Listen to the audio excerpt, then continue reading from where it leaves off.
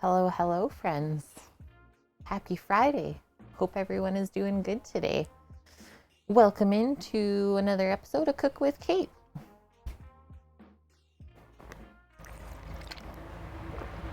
I'm going to scroll on up and welcome everyone in. Hello to Kimmers. Yeah, happy Friday. Hi, madam. How are you doing today? How was the dentist yesterday? And happy Friday to Cookie as well. Welcome in. Yeah, we cut up our own chicken. That's right, Sama. Oh yeah, the waspies. It was so crazy. It just flew onto the cutting board. Like it knew exactly what it was doing. Flies onto the cutting board, like literally picks up a piece of chicken and is just like, it's like, whoa, I have never seen that before. They are very serious right now about what's going on in the wasp world.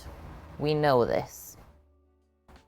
Okay, friendos, we are doing, I guess we can say a bit of fusion today. We're gonna make some Filipino style chicken. So chicken adobo, which we made up the marinade yesterday on stream at the end. And then to go along with that, I was gonna do like rice, which is typical to serve with adobo, and a zucchini side dish. And then I found this really good recipe for a cheesy zucchini rice gratin. So it's like a baked casserole. Really good way to use up zucchini, they said, and just like something different, right? So I thought that would be fun to try. Hi, Titan. Welcome in. How are you doing? Yeah, I'm on time. We did it, friends.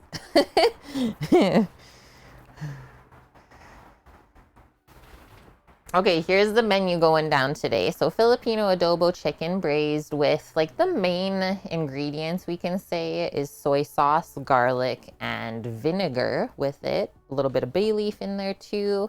And then for the zucchini rice casserole, we'll shred up the zucchini and salt it a bit. I'll show you how to drain it. It's a really good recipe. And I know a bunch of people eat and also grow zucchini that watch the show, so I thought it would be a fun one to show.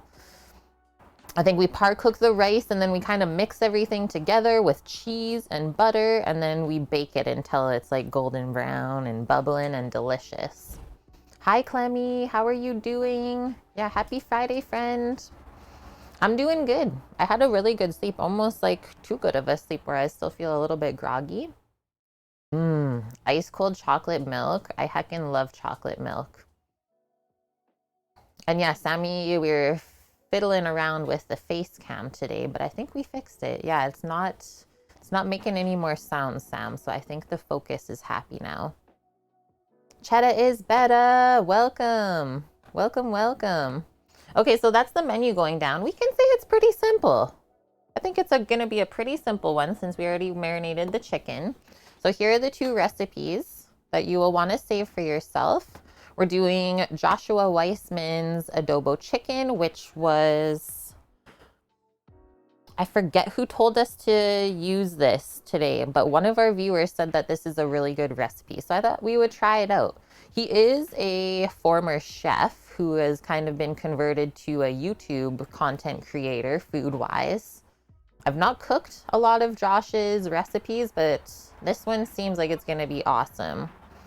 And then the zucchini rice cheese gratin, it is based actually off of a Julia Child's recipe. So it does have French origin. So I was like, maybe we're doing a bit of Filipino French fusion today. Hello, Gavino. Welcome in. So save those for yourself. And then they're also in Discord already as well. What we're going to start with today, though, before we even get into any lunch, yeah, maybe we'll be the recipe tester of the recipe testers. Good one, Sam. You've done some of his baked goods. Was it good, Cookie? I know you've shared a few of his recipes in Discord, so if Cookie has shared them, then they must work. Okay, so before we even start today, we got to finish up with yesterday's stream. We made this amazing Parisian French dessert, we can say. It's called Paris Brest or Paris Bray, if you say it in French, and it's based off of a bicycle race that goes around Paris, and that one was requested by Kiwi Mish. She has informed me on Discord that she's not going to be around for the cut into her dessert today. So we'll have to make sure that we post a picture in Discord for her. That's what she asked. So I'm gonna go get that. The reason why we didn't finish it yesterday on stream is because the filling had to set up overnight, I would say. It would have taken about 3 hours, I'm sure, to get it fully set before we could cut it. So we weren't gonna wait another 3 hours. Popped it in the fridge and said, see you tomorrow. A sheet pan cookbook. Yeah, I think there's lots of those, Sam. I think there's lots of those. And I mean, they can work. Just you really have to make sure you time out all the ingredients on the pan. Otherwise, some are going to be overcooked and some are going to be undercooked, I feel. Interesting, madame. Yeah, I don't know. I don't know what that foot smell is all about. I've never had that happen before. And hi, Amsand. Welcome, as well as Wilson. That's so nuts, though. It must be the plastic or something like that. Okay, I'm gonna go get the Paris Brest, our dessert, and that's what we get to start with. A little bit of tasting before we start with today's lunch. I'm in. Yeah, check out that recipe, Amsand. Let me know what you think. I thought it looked really yummy and kind of unique. So we're gonna try it out today. Automa Chef, a new free game this week from Epic Games. Go get it for yourself, friends.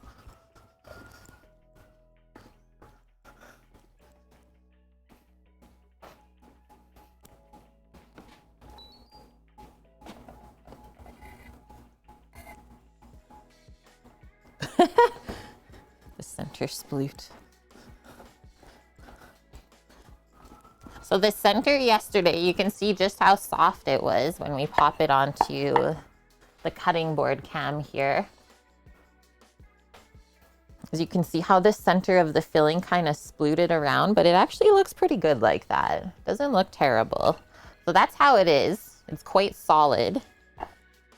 And so what this is, just a follow up from yesterday's stream, if you guys weren't around, is this is a cream puff dough that we just piped into a wreath form, covered it in sliced almonds and baked it, and then we sliced it in half horizontally to open it up. We piped in this filling. It's a praline mousseline. So think of hazelnut brittle blitzed up into a paste, mixed with whipped butter and vanilla custard. So you can see how it would be quite soft. Like yesterday was a really warm day. It was like 26 degrees Celsius out. So not the best day, sadly, to make this. That's why it took so long to set. So we're like, ugh, we can't risk just cutting it and like everything would just flow everywhere. So we just put it in the fridge. And now it's nice and solid. So we just have to grab a knife and you just cut little slices out of it. And then as I'm cutting, we also have to package up 2 slices for a little Valkyrie. It does kind of look like a huge donut, hey? Wilson, you made your first pizza dough last night. It's in the fridge now. Gonna make pizzas on your new stone this evening. Oh, good luck.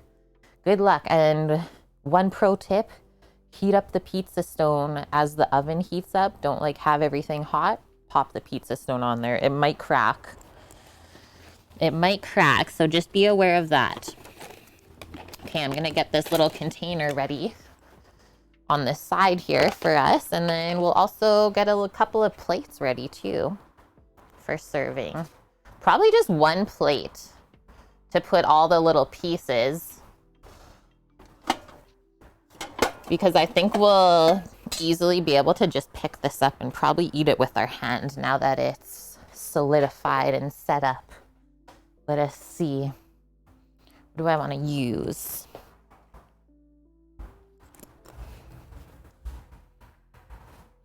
What do we want to use, doggo? Hey, excuse me. Get on your chair. What is this all about? Ready? Yes, that's a really good call for sure. Heat up the stone for 30 minutes at 500F prior to adding the pizza onto it. Okay, so should I take a photo of this as it is right now? I actually think I left my phone in the house. It was charging still. And hi, Helquin. Okay, should probably take a photo in the whole form and then of the sliced pieces. Hang tight. Gotta get the camera.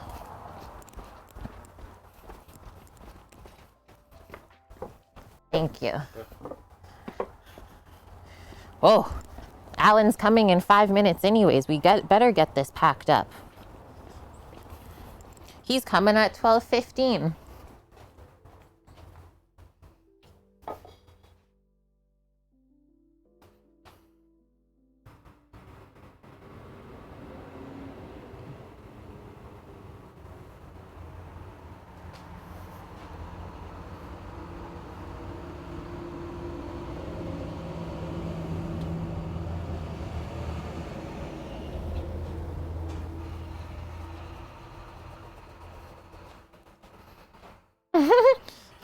The cream sploots look so funny, guys. I can't not giggle.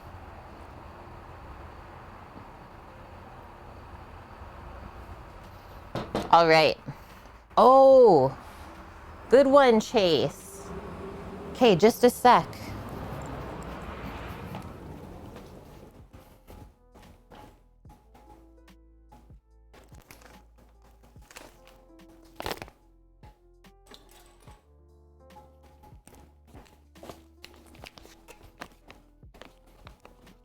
Good one, good one. Let's make a mess. Always. I'm a terrible French baker. Terrible French baker. Okay, so just a little bit of sugar. I'm just gonna fill it over this container just in case some comes out. So a little bit of sugar in the sifter. And then all we're gonna do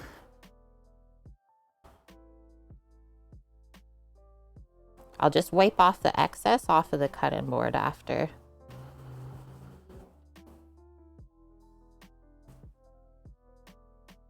I mean, we still want to see through, right? So don't go crazy, crazy. That's good. I think that's good. Good one. And thank you for that, Chase. Pro. Sometimes it looks nice too if you take a photo of having like the sugar just hanging off a touch. I really changed the look of it.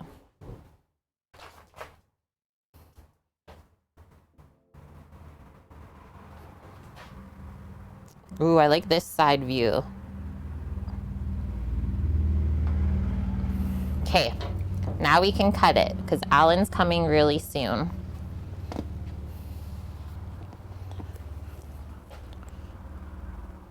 So it should be really, really easy to cut now.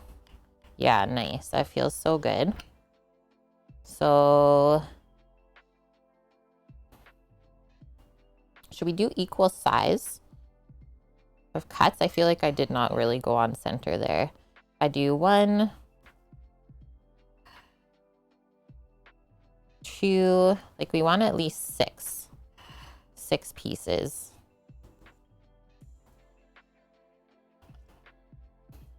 The only thing I don't know is, Sam, how much should we charge for this?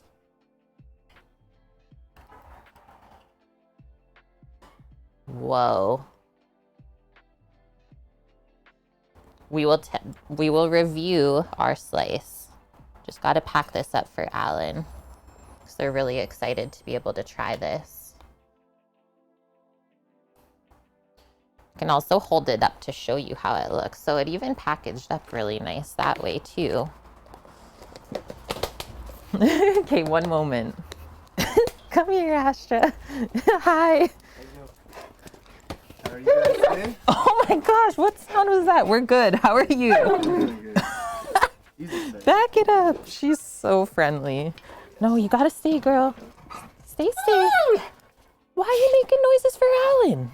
Here. Sorry, no. There you go. All there. good. Are you on your lunch break? No, actually, today's off. I just actually had an interview. Oh, nice. Doing that stuff today. Well, I hope that goes well for you. Well, I got 2 other job offers right now, so it's actually me interviewing all these other guys. Hey, Nice, right? sweet. Yeah, That's awesome. it's a nice truck. It's huge. I was not expecting to see that big of a truck. Yeah. We just did the first inspection this week on my brother's stream, and then we're going to start fixing up like very minor things before we start building the box. beef up the suspension a bit, stuff like that. But yeah, she's a beaut. Yeah, that's awesome. Thank you for all this support as well. Yeah, for Okay, sure. hope you have a good weekend. Absolutely, you too. Back it up. Yeah, Alan's busy. He's got to go back to work. That was the funniest dog sound ever.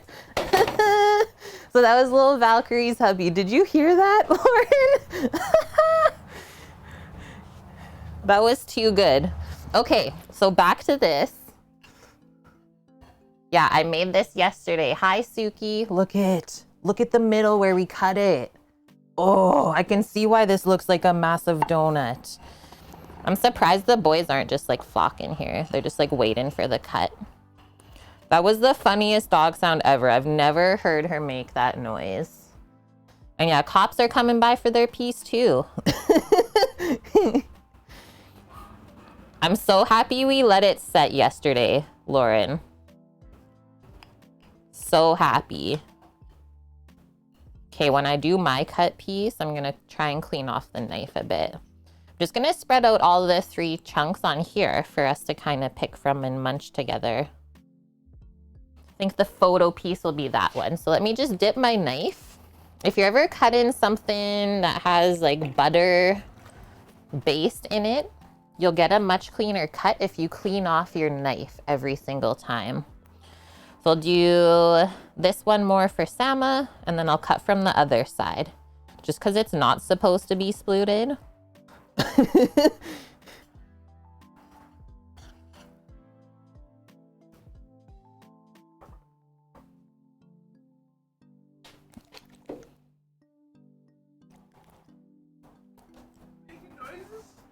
She was so excited to see Alan. She's like, I know him. I know that guy. He's pretty nice. I thought Alan was going for a job interview, but he was actually interviewing other people for a job. He's the boss man.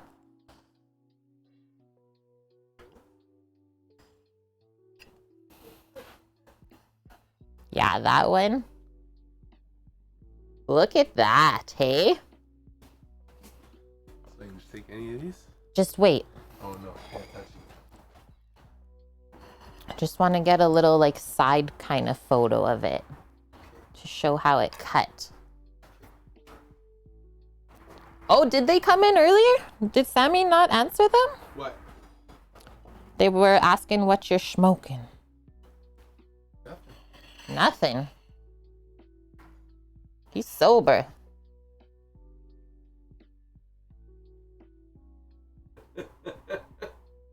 Actually, we're gonna do one of these September 5th. A Hold on. piggy. One of these. And smoke it on that.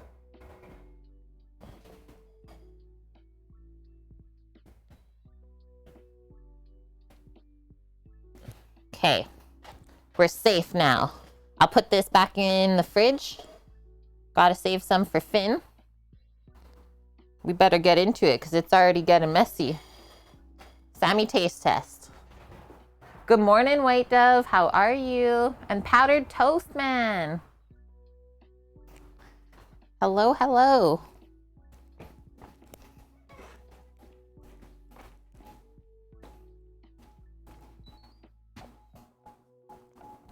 The rare occurrence that we get dessert before lunch. But I mean, can't really complain.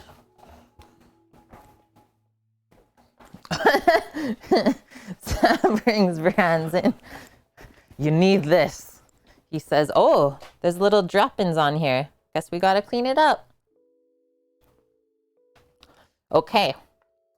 So, our cream puff filled with hazelnut mousse, pretty much. Look at the bottom even. Such nice color.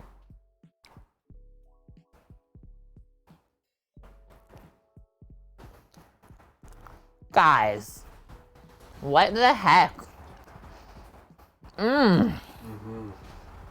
It's so light. If you look at how my bite came out of it,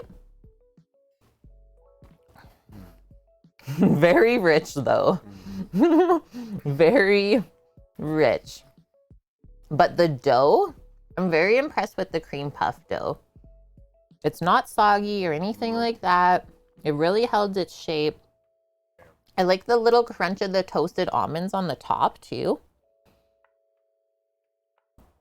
And I mean, it's really not that sweet either. It's not overly sweet, but you can tell it's been made with a lot of love. Did Astra give Alan a mouth like to? Oh, if I let her, she would have. Did you hear those noises? Like I said, I've never heard dog noises come out of that one before.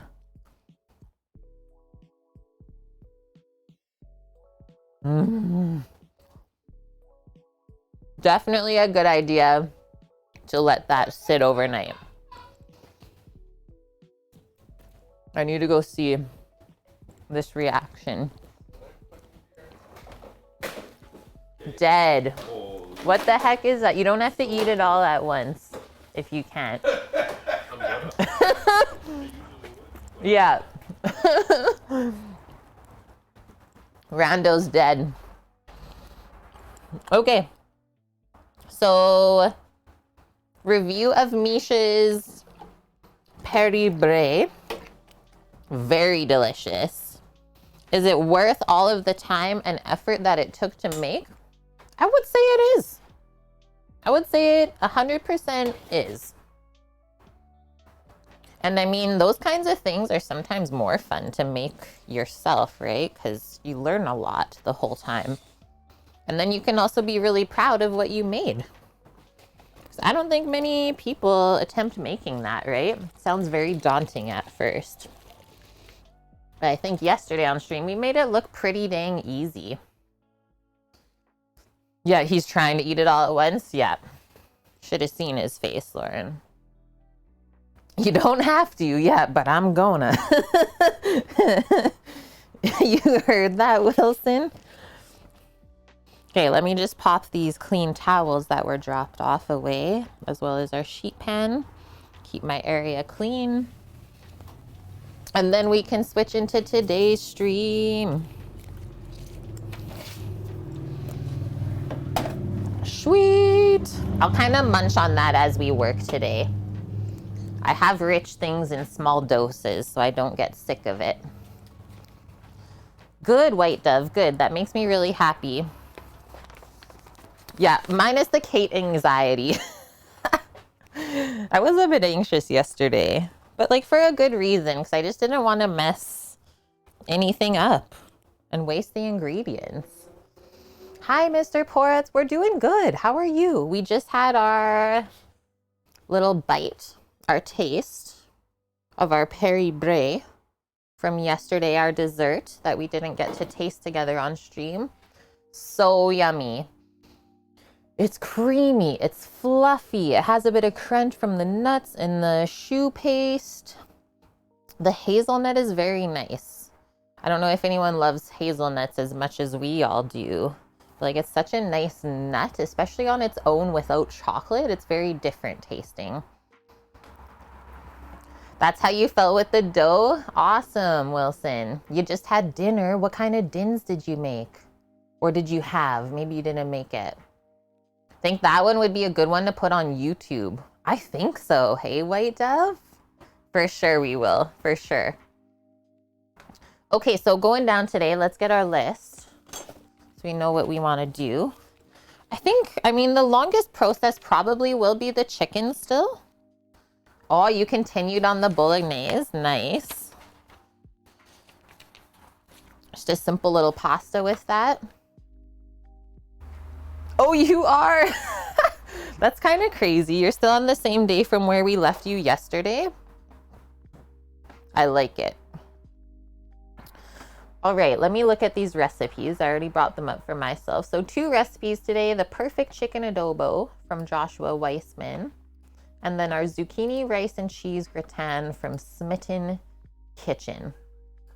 The adobo, here's what's gonna go down. And hello, Bonk. Hello to Flour as well. Wait, you're allergic to hazelnuts, Flour? I am sad for you. Is there any other nuts that you're allergic to? Yeah, early morning for you. That would make sense. Yeah, that would make sense. The bonkeroni. Okay, so we did the marinade yesterday, mixed all of the things. This is the marinade. Garlic, pepper, rice vinegar, soy sauce, palm sugar, bay leaves, water. That's how simple it is. So easy. Wow, that's crazy. That's the only nut you're allergic to. So interesting. That's good to know, flour. I will never feed flour hazelnuts. Noted. So what we're gonna do next with the chicken. Set a large brazier Dutch oven over medium-high heat and coat with oil to cover the pan. Sear all the chicken in batches on all sides. Place each one to the side once done browning, just so it doesn't get too dark, it says. Add your marination to the pan along with the aromatics. Increase the heat to medium-high. Add the chicken back into the pan and bring it to a boil. Then we turn it down to a simmer. And it only cooks for 35 minutes first, covered. Nice, low and slow, right? We don't want to overcook the chicken and they'll get dry. We really want to simmer it down. And then once we take the lid off, we can do another 25 minutes until it kind of, the sauce thickens, the chicken really absorbs all of that liquid. And it says, just place your chicken on the plate of rice topped with green onions if you want, and spoon as much sauce as desired. So yeah, I think this will be really yummy with the rice dish that we're making today. Hello, Timber. How are you? Yeah, the days do really seem to be flowing together right now. Kind of crazy. Okay, so full time, let's say for the chicken, and hello, Art, welcome in. Say about 1 hour in the brazier, and then it will probably take us about half an hour to get all of the pieces really nicely seared. So 1.5 hours, maximum 2 hours for the chicken. You're looking forward to the suckling pig? Okay, so let's write this down. Adobo. Sear.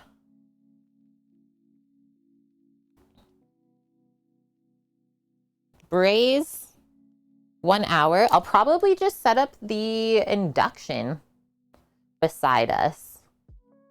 Set up the induction here to get everything seared and simmered up. And then maybe after that, once it's really nicely simmering, we can just transfer it to the Traeger, go low and slow in the oven that way.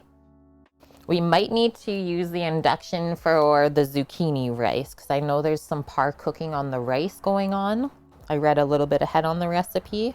We'll figure it out. As long as we braise 1 hour, if you want to braise in the oven, 275 Fahrenheit, maximum 300 degrees Fahrenheit.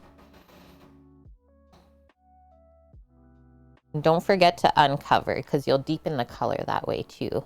And then our side dish, let's say, let's go over that recipe. It's a bit more involved. I like how one part of the dish is like quite simple, and then the other one we can work on while the chicken is cooking, right? Don't just have to watch it the whole time. Yeah, we put we prepaid, let's say, we put the down payment on the suckling pig. We're gonna pick it up next week. So this is what she says about the zucchini rice and cheese gratin. September has always been my favorite month. We are getting into September. The grimy, relentless sauna that is New York City in August finally lifts, and we can almost always count on a solid week of impossibly sunny, low humidity days that I consider my personal obligation to spend entirely outdoors.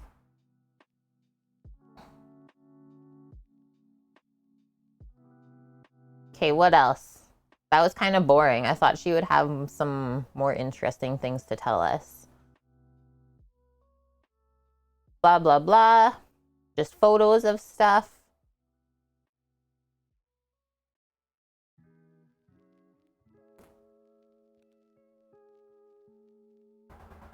Okay, let's do this one. So prepare zucchini, wash it, trim the ends, halve lengthwise, and then coarsely grate them and place it in a strainer in a large bowl. And we salt it, I believe. Prepare remaining ingredients. Cook onion till it's lightly brown. Stir in your garlic. Add uncooked rice and saute. So uncooked rice. Ooh, these are the new simplified directions. Transfer that to the bowl with the zucchini that's sitting in the liquid. Okay, so we actually don't strain the zucchini from the liquid. I like how she has simplified this. Let's test it. And then we just top that with our cheeses, a little couple of butter nubs here and there. And then we literally bake this, so it says 50 to 60 minutes until the rice is cooked but not mush. And then we increase the temp, right? Because we need, for gratin, we want the top to be kind of golden brown, cheesy, bubbling. So we take off the foil at that point, and then we just basically broil the top to get it finished. So really the main part of this, which I'm always kind of scared of too, is we don't want to end up with mushy rice.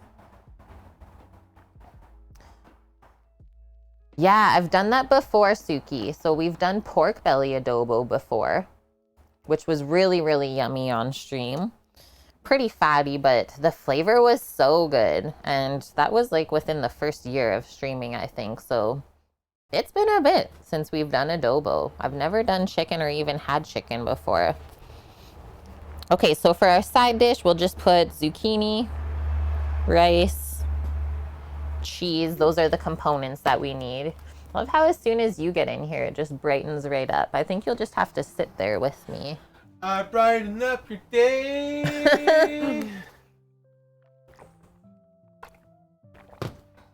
That was a great dessert. Is that yummy? Yeah, you still have some in your beard. That's for you. Okay, thank you.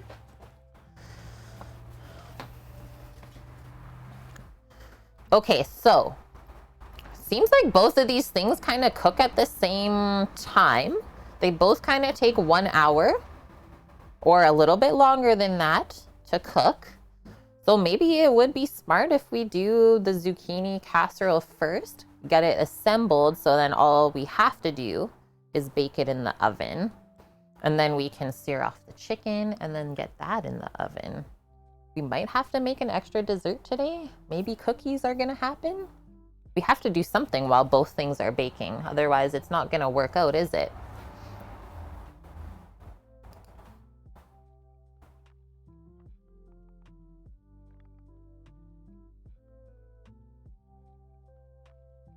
What do people say about this zucchini dish as well?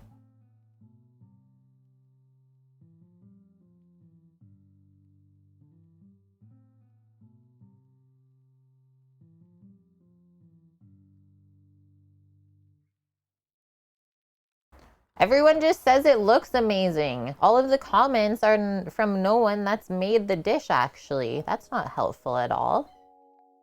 That's so silly. Okay, so it also serves 6. We have not gone over that yet either.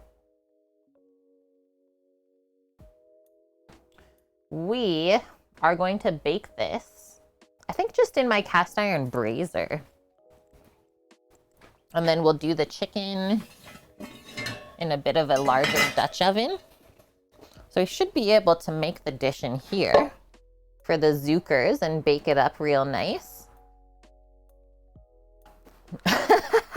Yeah, Squigs, you're doing a Josh Weissman recipe? Has Sammy jumped in the air, smacked his own cheeks, or referred to himself as Poppy? Josh is so crazy. Such a wild one. All right, I'm gonna get some ingredients out here. We need zucchini, about 2.5 pounds worth. We got our salt. I'm using a jasmine rice for this. Onion, olive oil, garlic. Ooh. Do we sneak some roasted garlic into this, chat? We still have one more extra head of roasted garlic in the fridge. We need a little bit of flour. It says it's optional, probably just for thickening up everything, which I think would be a good idea. And then she does say we can either use milk or water or broth, however you feel, just as needed. And then we'll grate some, it's just Parmesan cheese, just one cheese in here today. Yes, yes you do. I was waiting for that, Bonk. I was seeing if you were paying attention. Hi, Boofle, how are you? Yeah, we already have it ready and roasted, so that'll be even better. Okay, I'll go grab a few things. Hold tight. We'll get cooking. Zucchini, roasted garlic, thank you. And these were grown by our friend Lazy Lozy. These nice zookers that we're using today. I wanted to make a big dent in what he brought over. Probably that. These are cucumbers, so that will not be happening. Where's the olive oil at? I think it's in this box.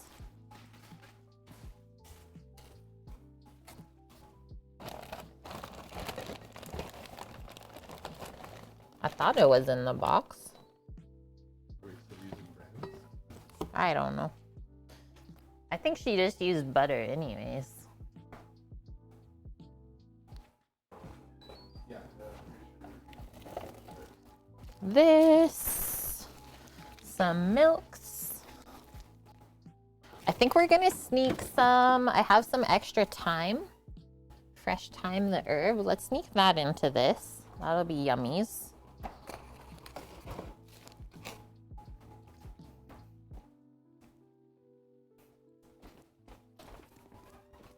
What's going on?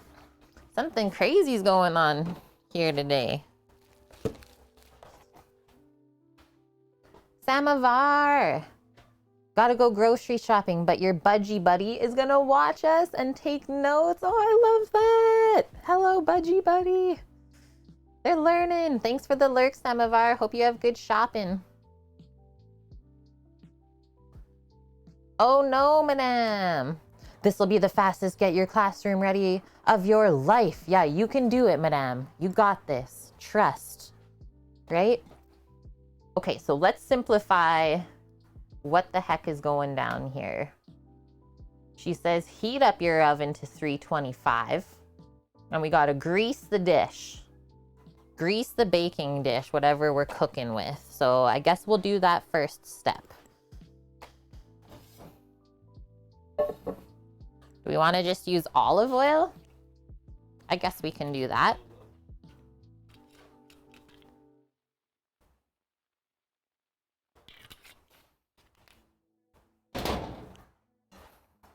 I think I'll just use my hand to wipe it around. Like this. You can also do this in a Pyrex pan, right? Or any other baking dish that is obviously oven safe. I think it'll look really good in this one today, so that's why I chose it. It's got good surface area as well. I'm trying to see if I can go without my Pyrex pans because you're really not supposed to have any glass in the kitchen. So working on kind of transferring away from that. And I will just have to sell them secondhand or something like that. Oh no, Lauren. I don't want to admit, but I haven't slept since your last stream. Why not? I'm worried. Okay, so first step, complete. Wash zucchini, trim ends, and then we're gonna grate it and place it in a bowl. We got this. Defo have to wash the zookers. It's got a couple blemishes, and that's a-okay. Now, do we put this in the largest bowl because everything gets mixed into it? I think so. Let's do blue bowl then.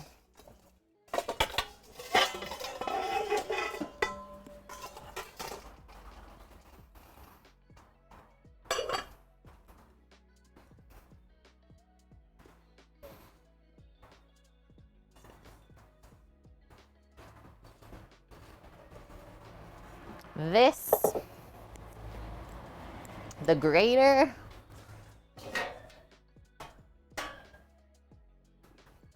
and away we go. Boom, boom. Let's just give these a little wipe over here.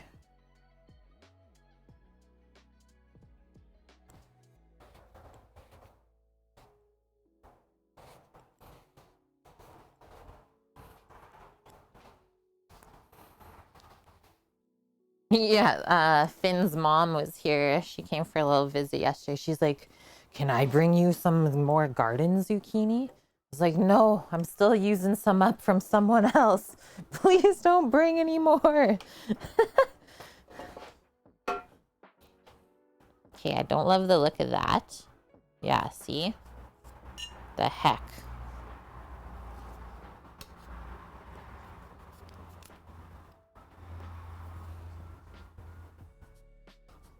All right.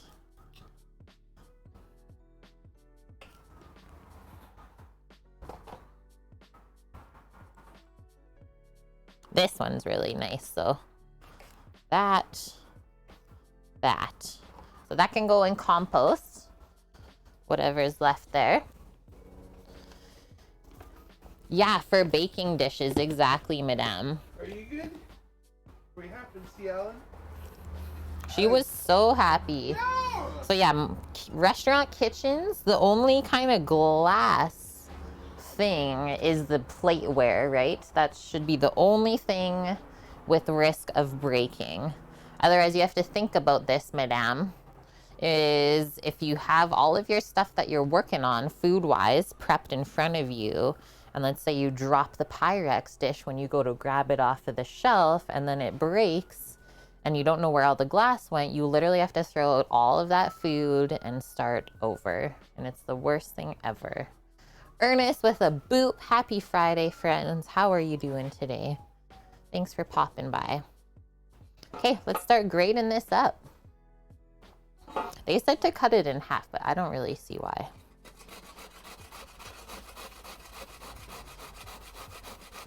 So the original directions of this from Julia Childs is we grate the zucchini and then we strain it and salt it. So we strain the extra liquid out of the zucchini. But then at the end, you just ended up adding more liquid back in anyways that you took out. So someone was like, well, what if we just don't drain it and use the same stuff? And then it really drastically cuts down the prep time. So that's what we're gonna try, that one today. In the process of switching to all glass lunch containers.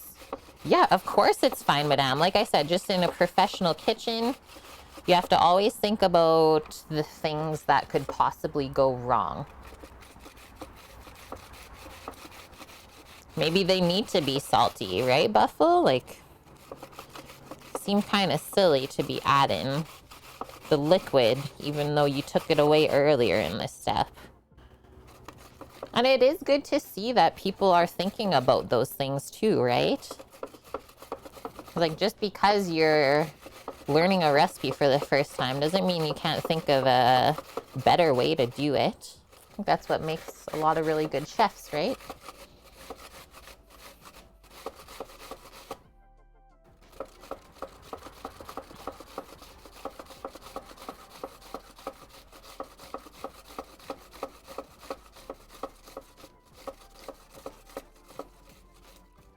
Careful your fingies. If you get scared near the end, we can just discard that really small amount. All right, so I'm gonna try and slide a bench scraper just right under there. See if we can take most of it at once.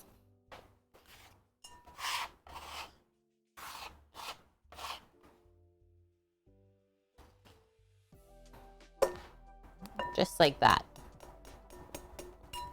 That worked pretty good, I would say. Clean off some of this. And then we can start grating the other one too.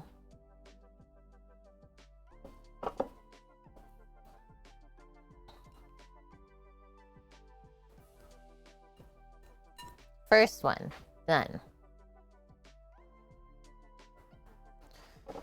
I don't know if we'll need all of this. What do we feel? How much rice do we need? Dry. Half a cup only of uncooked? Probably need this.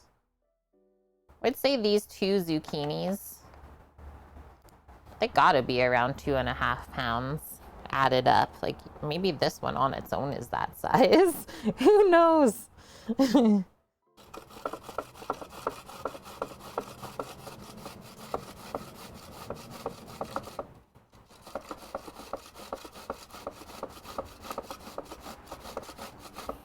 And I guess the other thing that we can do with zucchini, I'm just gonna turn this a little bit, would be like a ratatouille is such a end of August typical thing to make with the zucchini, eggplant, and tomato.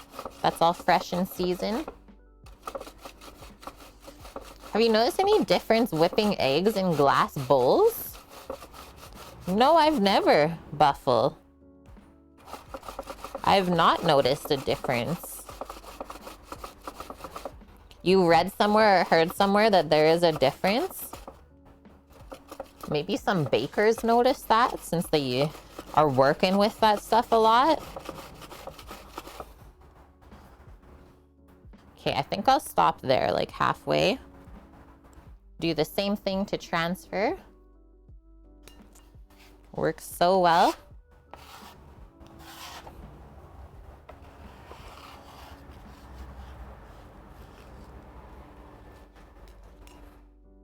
There we go. Done with this.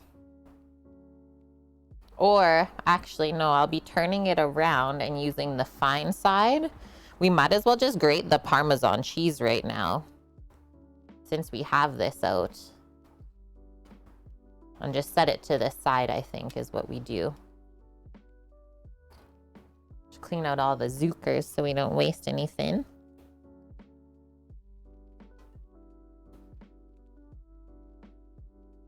There.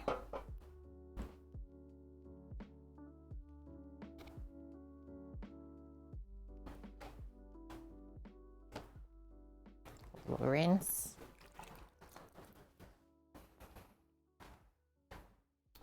Yeah, that is good too. Is the zucchini boats. My mom made that a lot for us growing up with like the baby zucchinis. Some cherry tomatoes in there, feta. I think she always put like Greek dressing or something simple like that. Okay, here's our parm. It's the 30 months aged stuff. How much of this do we need grated? 2/3 of a cup.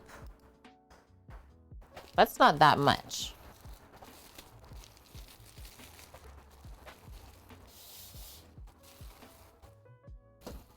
I think I'll be able to keep it on the rind like this, kind of hold it in the bag. And just grate from here. Like I said, we'll do the fine side so it gets distributed nicely because it is salty.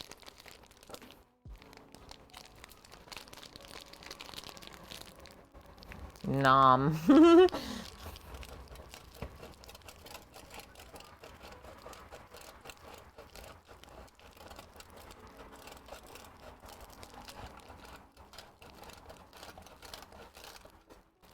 Don't grate the plastic.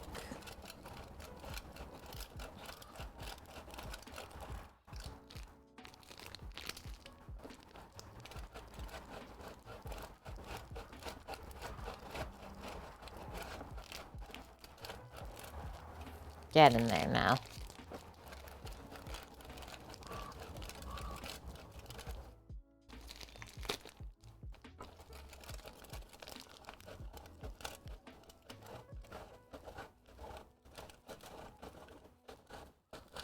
Okay, that's good.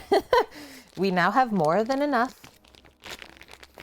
You like eggs, Torino? I like eggs. Could you bite that just to eat? Oh, for sure, heat ender. Like these little nubbies that fell off. That's munching for sure. It's very delicious to eat on its own. It's a treat for sure.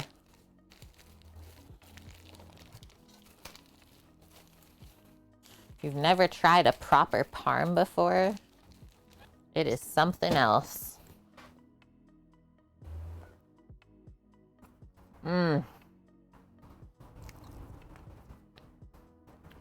Yeah, prouder. Like whenever you're baking, if you can use copper stuff, that works so well.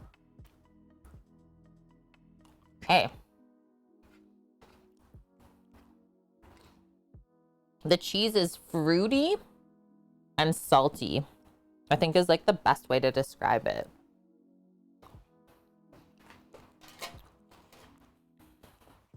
So I'll just pop that into a container for now. Should I just use the bench scraper again? Probably.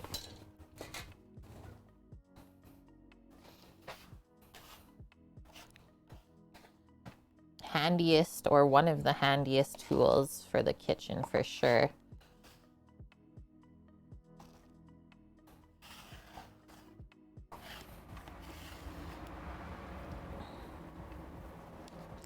Another one done.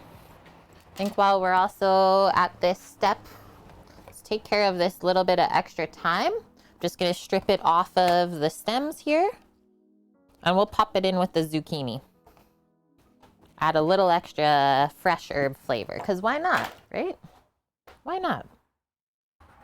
It's a French herb. Hello, Audrey. Welcome in. Yeah, you caught us. Guys, Audrey enjoys is who we rated after stream yesterday. How did things go? I didn't stick around too long because we had a visitor. I hope that, I think you were making sauces.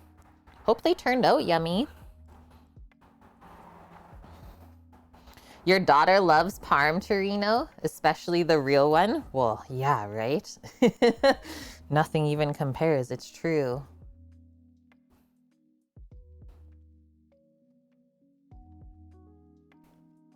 One thing I've never experienced still is like the pasta mixed in the Parmesan wheel. Never been in a bougie situation yet like that. Maybe one day, right? I mean, we can buy the entire wheel from Costco and just make it for ourselves.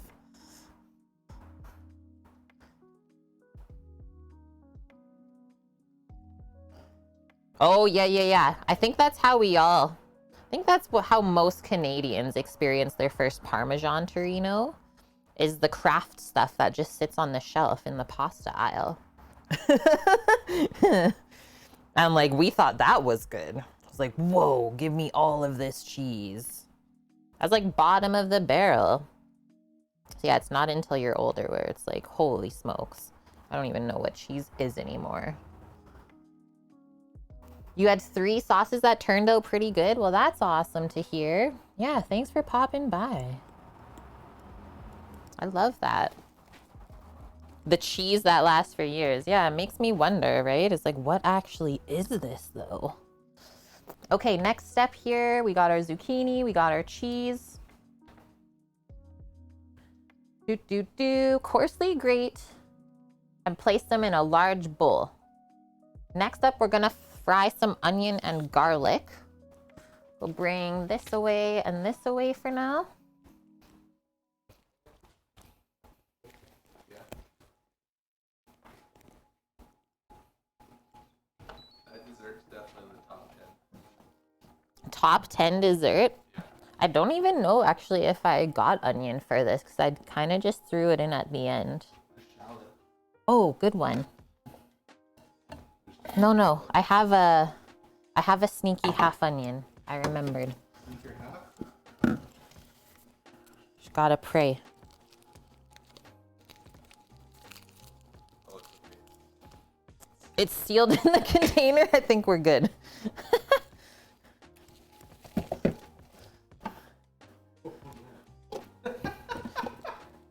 Is it? Oh, I thought you got it out and it wasn't okay.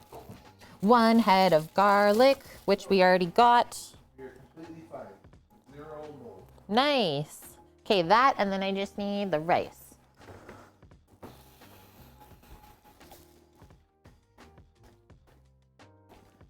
Cleaning out the fridge. Oh, hi, how are you doing? Nice to see you. Okay, so this just gets set aside, it said. And it didn't even say to salt it or anything like that yet. Which is kind of weird, right? I feel like we would have salted it.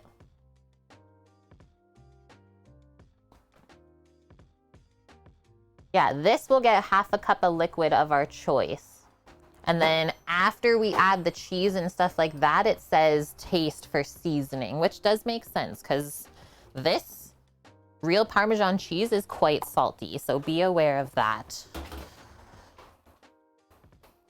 Mr. Dabs McShatter Butter, thanks for the follow. Welcome in. As well as Audrey and Joyce. Always good to have fellow food and drink streamers on here supporting us. Okay, onion time. So we got this like what? Just over half of a white onion. So we'll dice that up nice and fine. And I mean, doesn't it kind of make sense? If we have this pan prepared and we gotta saute the onion, we might as well just saute in the pan it's gonna get baked in, right? Save dishes that way. I think that totally makes sense. So once we have this diced, we'll bring up the induction and then start cooking this up. And while it's cooking, we can take care of our roasted garlic and how we're gonna pop that in there too. Hello, Jay, how are you doing? Got my roasted garlic oil dripping on the board a bit. Just gonna clean that. Here we go. All right, chef knife. Where are you at? So first things first, I'm just gonna slice off the rest of this root end and then peel this. Awesome.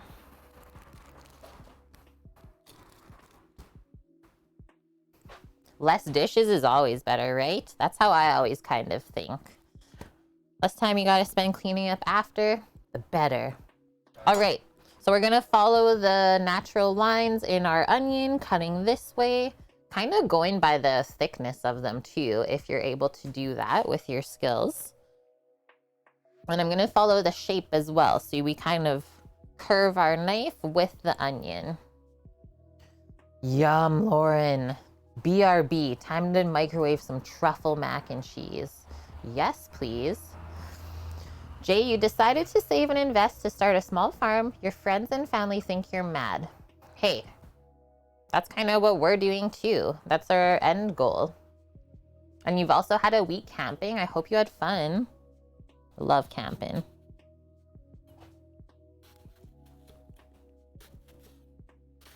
So nice fine diced onion. Whenever we have onion for rice dishes, or anything similar to that, even pastas, right? I always try and match the size of the onion to the size of the rice kernel, because it'll just be very pleasing on the palate when we go to eat this later. There we go. So we got all our slices, and then if you saw, I didn't cut through like the first 1/4 inch here, so everything stays together.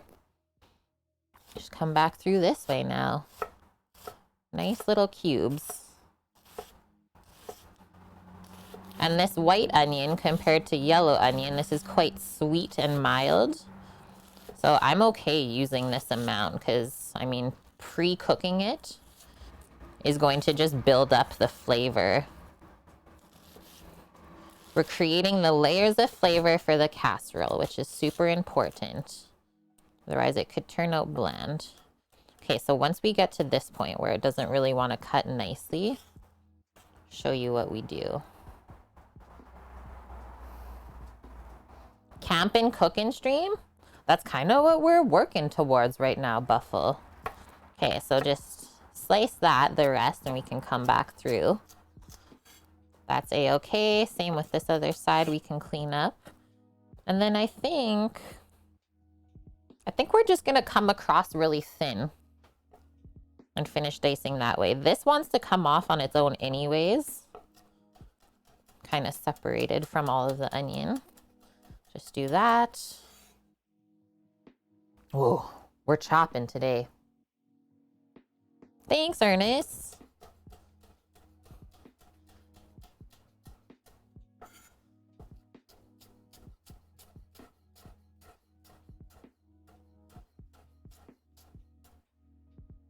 That's good enough. Or if you want to be really picky, you can come through a couple more times just to match it to our finely diced stuff. And that's okay too. Okay, so there's our onion all ready to go. I mean, we don't have to saute the garlic that we're using because it's already been roasted. So we are like a step ahead almost. I think I was chopping so much that my camera went sideways. Crazy.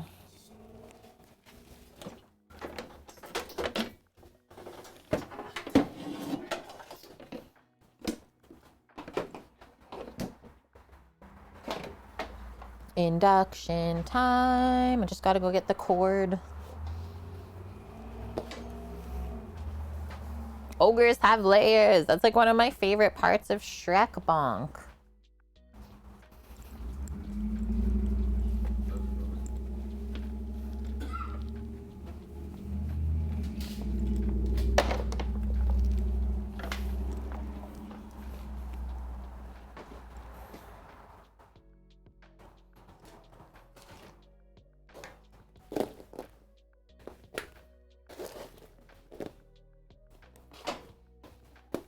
There. We got the beep. And then this. Turn that baby on. Start heating up our oil that we already spread around the pan, so that's easy. Even this out like this. Get our little spatula shims. Oh no. That one's gone forever. R.I.P. spatula shim.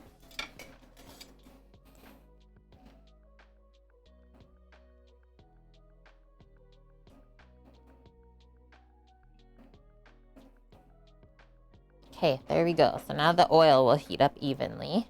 I have this just on like a medium-high heat right now, we can say.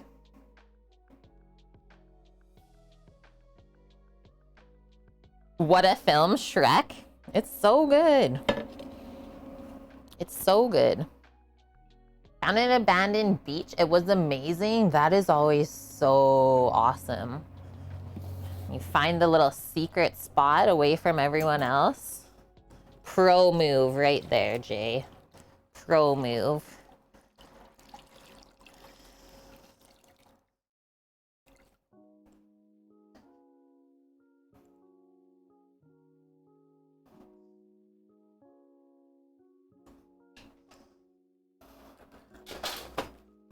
Astra's like, what are you doing? Hey, thanks. That's a good height. Yep. Oh, I bet the dog loved it, hey? Just gonna throw this trash away.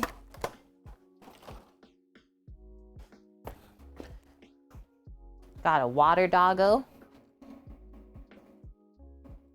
Okay, we're almost hot. This is going quick. Let's get a spoon. And our spoon holder.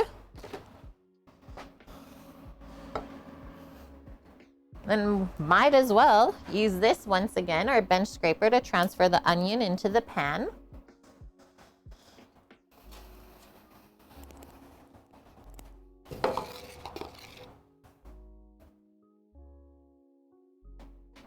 I think it's ready.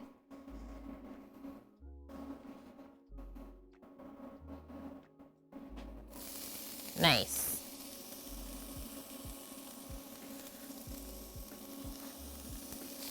Good sizzle sounds.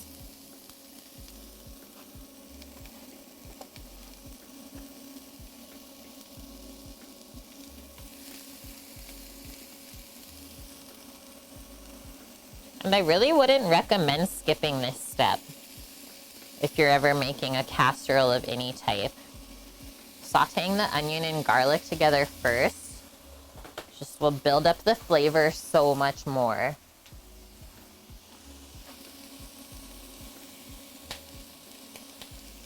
Right, let's give this a stir. I'm gonna turn it down just a touch, just the heat, I think. It's on 1,000. We also didn't add a ton of oil in here yet, so we might need to add a bit more. So I'll let you determine that. You don't want the onions to burn if there's not enough, and then they'll also try and stick as well. But I think I'm gonna be sneaky and drizzle some of the roasted garlic oil, because why not, right? That can't be bad.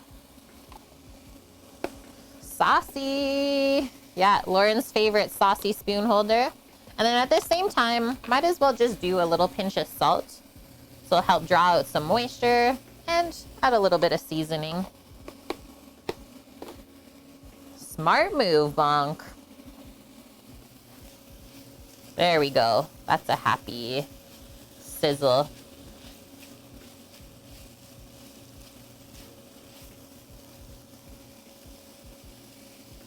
Okay, so that'll take a few minutes to cook. We'll just stir it every now and then. Kind of listen for the sizzles, because we do want them to be nice golden brown. Caramelize the sugars in there. Make it taste way better. And so, let's get into this. I don't know if we'll do the whole head. Let's see how these cloves come out and then go from there.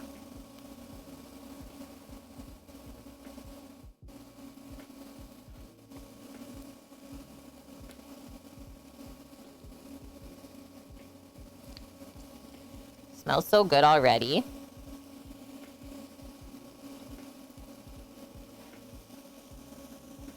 I could see this being a really good meal prep item too, this casserole that we're working on. Make a big dish of it early in the week and then just kind of scoop from it or feed off of it. I think it would be good with like a bunch of different proteins or even just a yummy vegetarian dish. Not 40 cloves? Yeah. So we're not taking inspiration from Alton Brown? Oh, okay.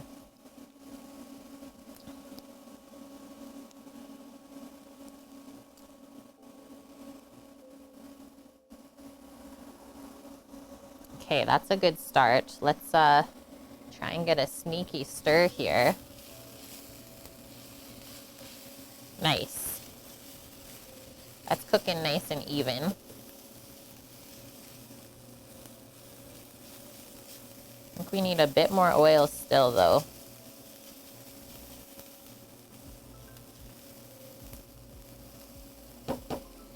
Good sizzle sounds.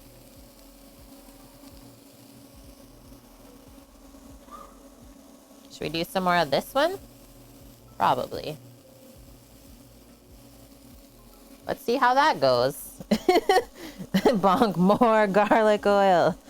Or riot.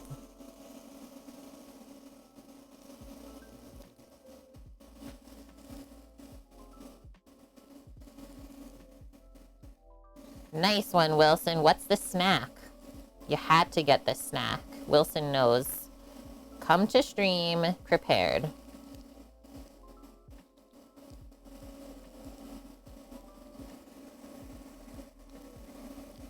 It should slurp out. You're right.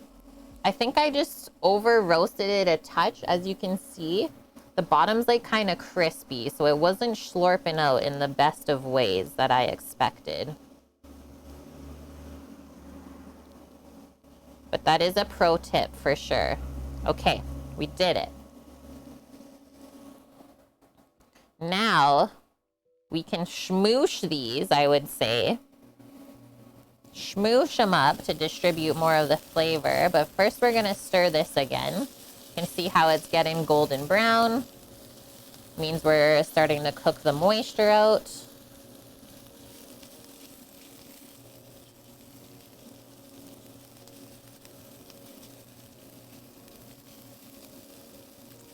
Spread it back out so it keeps cooking nice and even.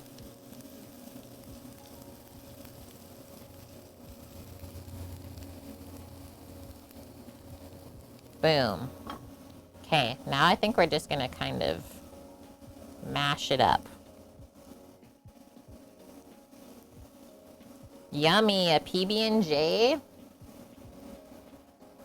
A little random, but did the induction work with cast iron? Yeah. Yeah, that's what I'm using right now, Audrey. Good question. I have stainless steel pots, like a set, but I don't think the stainless is a heavy enough gauge to actually work on the induction. I'm kind of sad. But luckily I had all these cast irons. We got backup options. And Shadow, thank you. I will have a sippa right after I'm done with my garlicky hands here. I'm committed currently.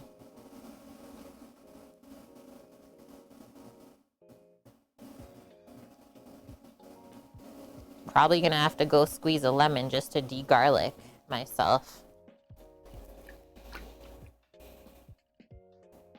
But I guess the roasted garlic is nowhere near as pungent as just the fresh raw stuff. Okay, a nice soapy rinse. Let's give this another stir.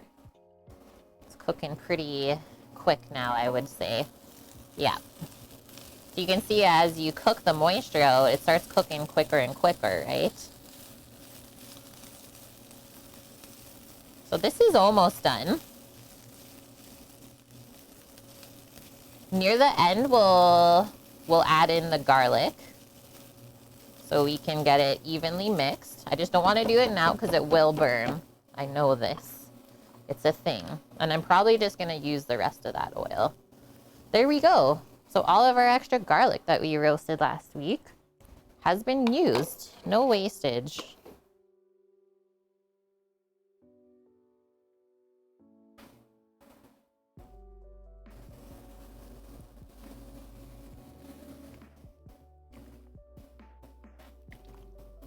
It does smell good, Silent One. It really does.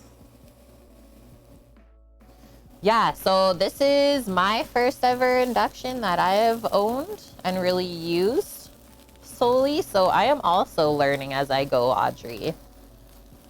Like I said, I was kind of sad when my stainless pots didn't work. I wasn't expecting that.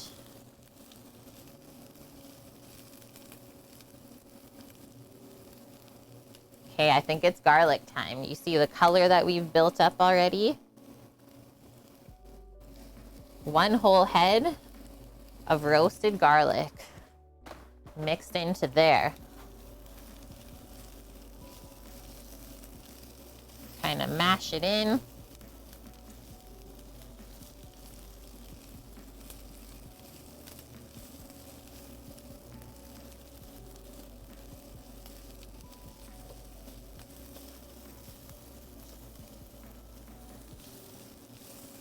Turn that off.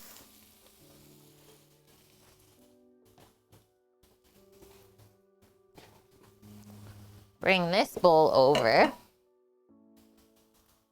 Just gonna open that up so we can see all the things right now. This is just hot and I don't want to move it right away. So we're gonna transfer from the pan what we were just sauteing. The onion garlic is gonna go into the zucchini bowl. Thanks, Ernest. Mouth is watering. Yeah, we even have someone coming over for dinner today. Finn's mom. We invited her over. We're like, you better come over for chicken.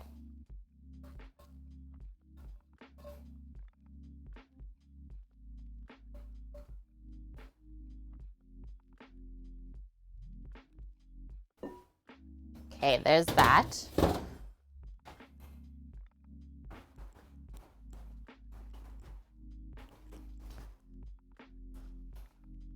Now I think we can get rid of this just for a sec while we're finishing mixing.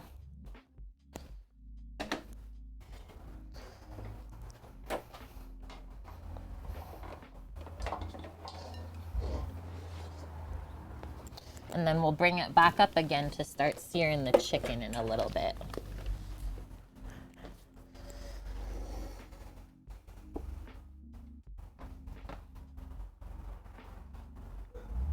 We're all on a journey. How is your mac and cheese, Lauren? Okay, next up,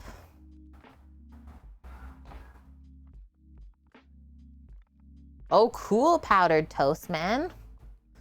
And hello, Major Caleb. Thank you for the follow and welcome. Hope you're doing good today. Next up, we did that. We gotta add our rice. So half a cup of rice kernels to the bowl now.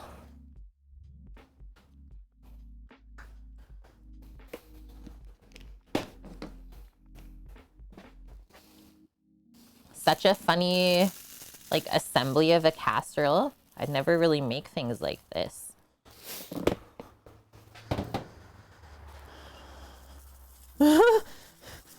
Here we go. And then I believe it's half a cup of liquid. Yeah. We're gonna do milk today just because I feel like water is not the best one to use. And then all but 2 tablespoons of the cheese. We gotta save that for the top, right?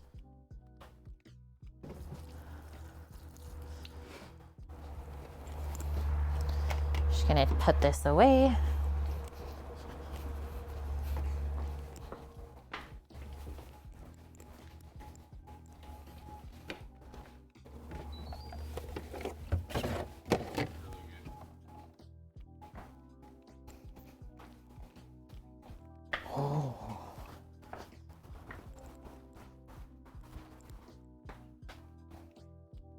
And then we need salt, pepper. Stir together, taste for seasoning, transfer to your prepared baking dish, which is literally the pan that we were just using. So how easy is that? Okay, everything but 2 tablespoons of the cheese. I think that'll be good. I'm gonna do a little sprinkle of salt right now because we haven't really added any other than the little bit with the onion.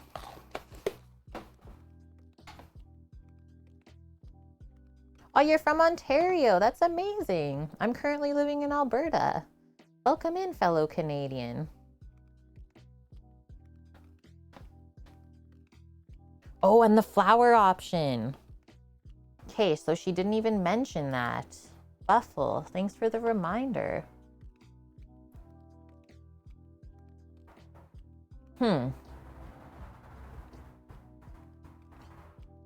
Should we just do a little sprink? What does it say?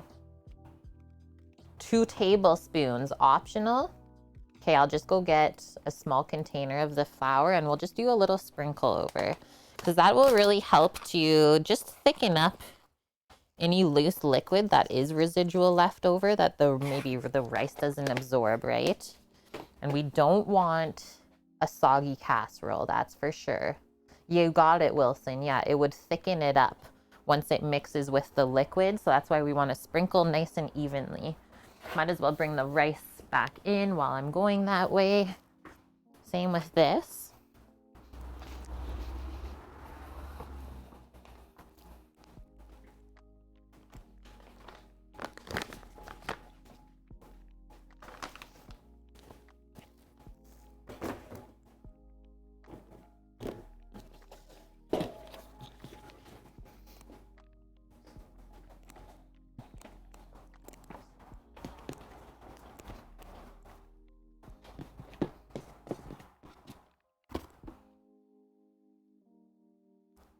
They said up to 2 tablespoons. I'm just going to do this.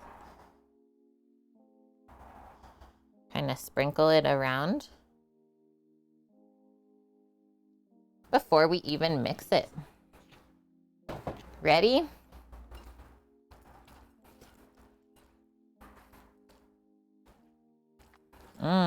This smells really yummy already. The sauteed onion and the roasted garlic. And then the parm kind of just being warmed from what we were just sauteing. And I mean, I don't even see the rice kernels in here anymore. They kind of just disappeared into the mixture. So interesting. I think the couple of little personal special touches that we just put on this are going to be so good. I bet it would be good with a bit of Gruyere inside of here too. Would add some funk. Okay, so I was just kind of mixing this around until it looked evenly mixed and kind of evenly wet as well. Does that make sense? Just with the liquids that we added. Seems perfect. So let's bring in our pan here. Let's put a trivet under because it might be a bit warm on the bottom from us just cooking. And then, so the sides are already oiled, so I don't have to re-oil that, but I think it would be wise to just put a little more on the bottom. Minimize any stickage that way.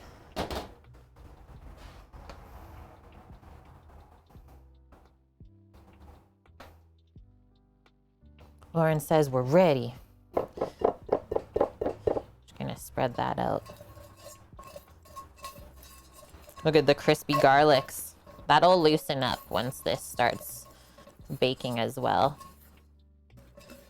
Yum. Okay, we're going for the pour.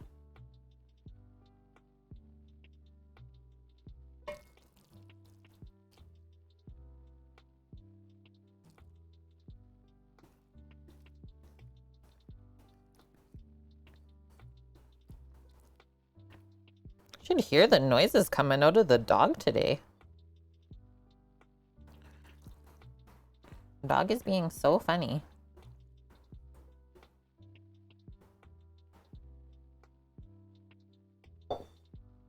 So now we just press this out gently into one nice even layer.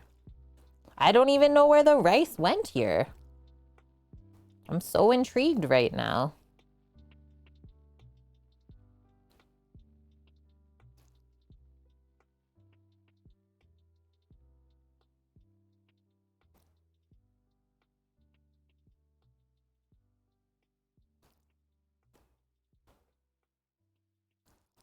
That looks yummies. That was not very difficult to make. I like this simplified version that she offered for us. Okay, let me see these final steps here just to make sure we didn't forget anything.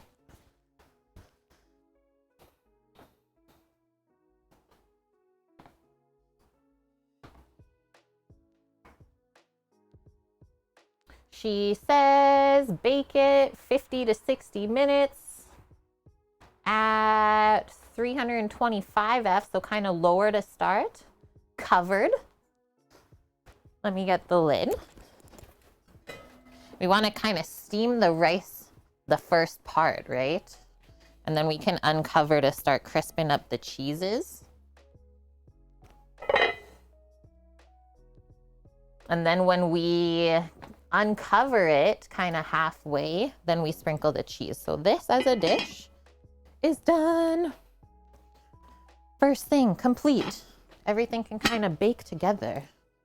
I'm going to take a very quick bathroom break. I got a little coffee thing going on. I will be right back. Hold tight.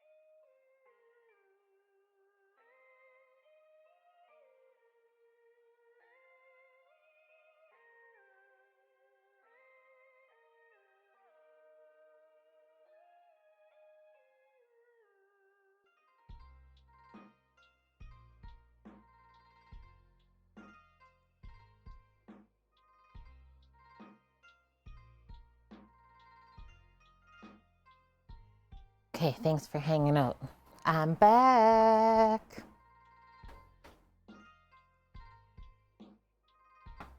Luna is being talkative too today, Lauren. I wonder why. Hey, excuse me, camera. Why aren't you focusing? Yeah, rice has an interesting tendency to just mysteriously vanish in dishes. What are you doing?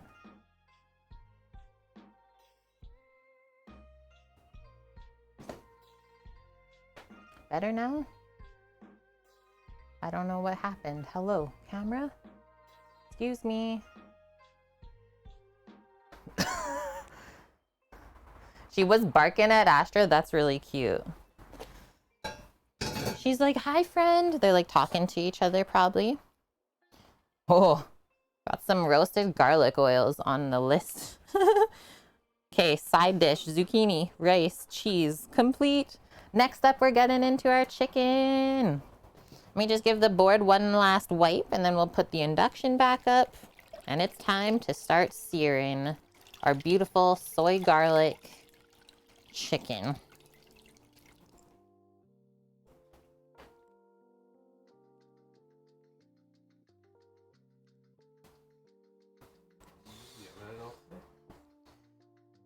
Yeah. Okay. Yeah, we're gonna be baking the rice at 325 for about 1 hour. And then I'll just do the chicken on the induction. I'll just simmer it on there. Why? What's happening? Oh, yeah, that's fine. Also, while you're here, it decided to not focus anymore, the camera, so I don't know what the heck. Okay, so the only thing that we got to remember for our zucchini cheesy rice casserole is putting the cheese on to finish it up. That's it. I'm gonna bring the flour back in and I will return with the chicken. Hello, Sahil Raj. How are you? Just me with my voice. Gets Luna going. I like that, Lauren.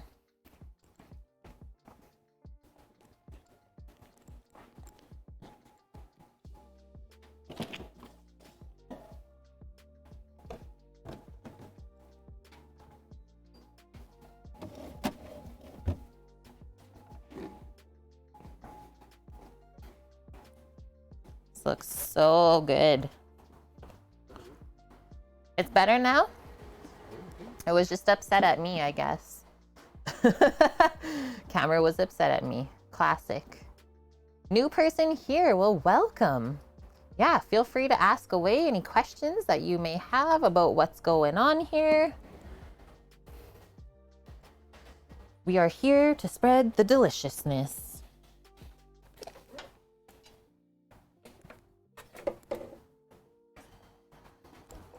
All right, induction. Yeah, hybrid. Hi, welcome back. You've not been in a bit. That is a correct message.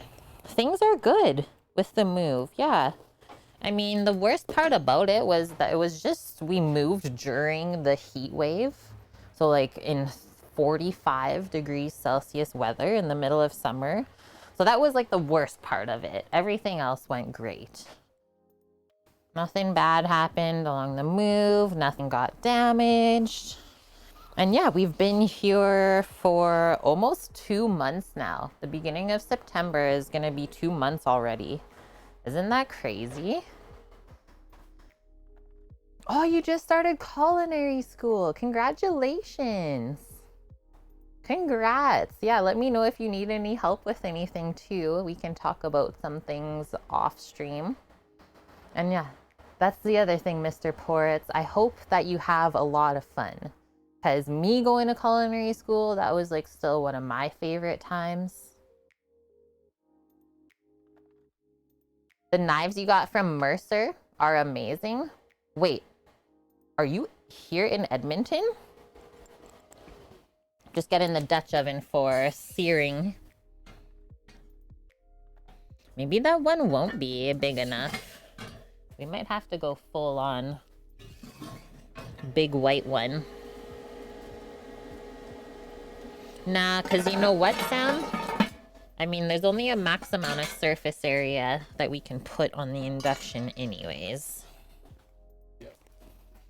So it doesn't matter if you go bigger. Only has a maximum amount of area. Oh, okay, the knives are Mercer. Well, I'm happy that you are happy with the knives that you picked. Because, yeah, I kind of put together my own set as well. And I'm still happy about that. Okay, so we are now going to start.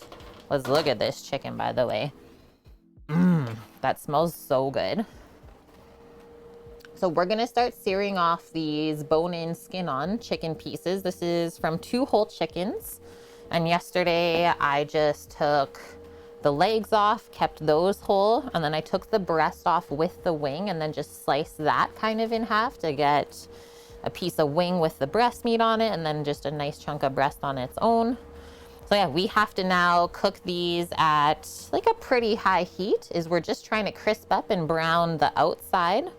And then we'll finish cooking by putting the marinade back into here and slowly braising it over time. The recipe for this, all of our recipes are just on our recipe command in chat. We update them every day with the different things that we're making. Or if you use Discord, they are all in there over like the last 3.5 years. Many to choose from and search through. Hi, Mickey, how are you? Okay, I'm gonna turn this on. Nice high heat. Maybe I'll just go grab some grapeseed oil real quick. Make sure I have a pair of tongs here. I don't love this set. I'm gonna use yellow tongs for the chicken. Yellow tongs, yellow chicken. Okay, just gonna go grab the grapeseed oil just so this doesn't stick. Poritz, you put together your knives from all over the place. Your favorite meat knife is an old carbon steel that belonged to your grandma. That's so funny you say that. Yeah, I have a hand-me-down. It's a little bit dirty just from sitting here, but a hand-me-down Henkel's cleaver. Really nice and heavy from my grandparents too. It's like the bone crusher is what we usually use it for. Okay, sounds good, Hybrid. Have a good drive to your waifu. Hopefully you stay safe. And hello, Dongs for thee. How are you doing? Good to see you in here. Okay, hold tight. Go grab our oil.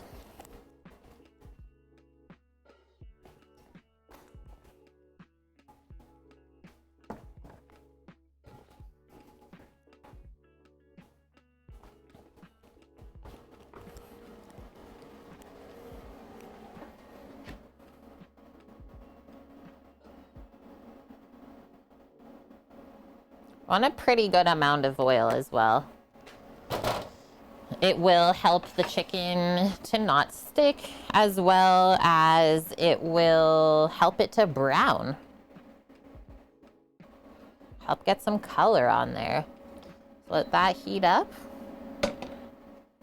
And then the other thing I'm gonna do is, I don't know if we're gonna be able to cook the chicken in here.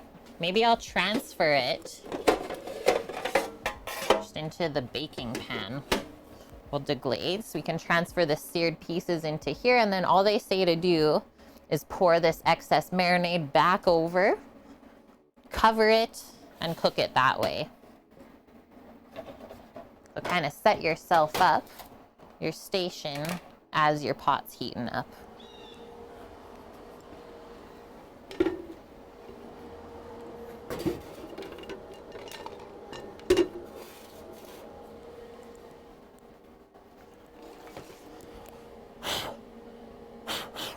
Just blowing off the extra powdered sugar.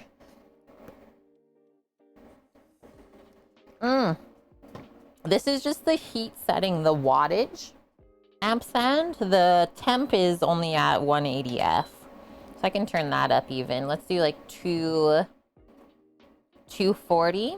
See how that sears?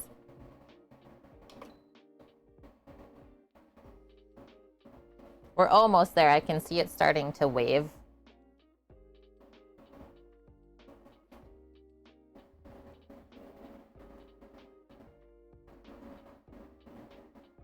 Maybe I push it forward, actually, is where it should go. There. Like that view better? I feel like this is how we get the fullest view of the pot. Good to go.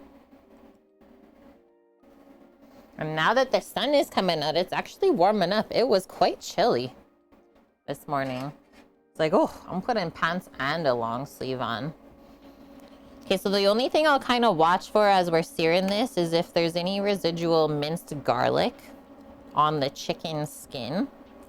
Take some of that off if you can. Otherwise, it might burn at the higher heat that we're searing at, right? The only thing I would recommend to keep in mind. And then the other thing I'm going to say really quick is, yes, this was in a marinade, so it is wet. What happens when you put wet things into hot oil? It likes to splatter or splash, right? So just careful as you're adding this in. It's probably going to spit at you the first little bit. Yeah, it's 20 Celsius today. I don't think it's going to be any higher than that, though. All right.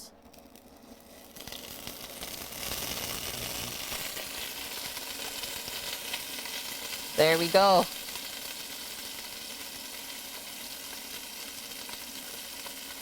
We don't want to overcrowd either. Try and sneak that there.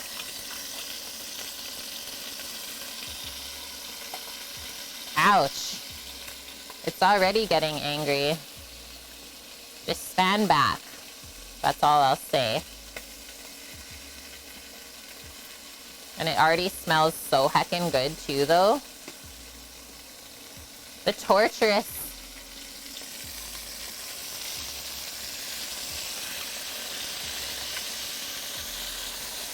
Okay, it's not gonna take long. I'm gonna turn down the heat a bit, just because there is a bit of coconut sugar in there, so I don't want it to burn, right? Okay, that sounds better. Let's try and sneak this other piece of breast in on this side.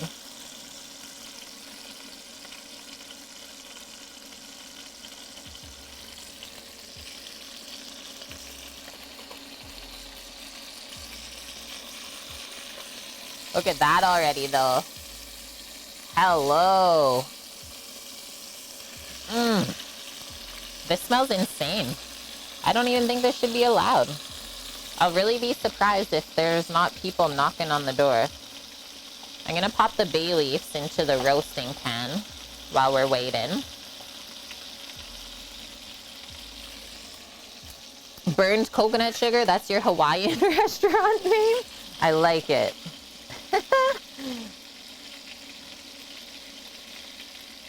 Want to upload a pic of the knife on Discord that you like, Porus? What channel should you use? You can either go like general or even like food photos. I think that would be accurate. Or fun photos.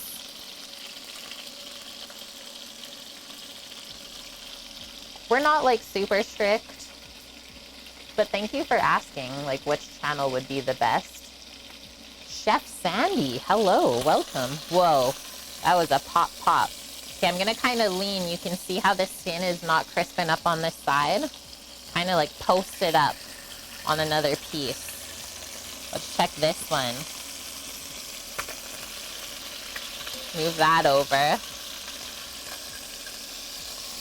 Whoa.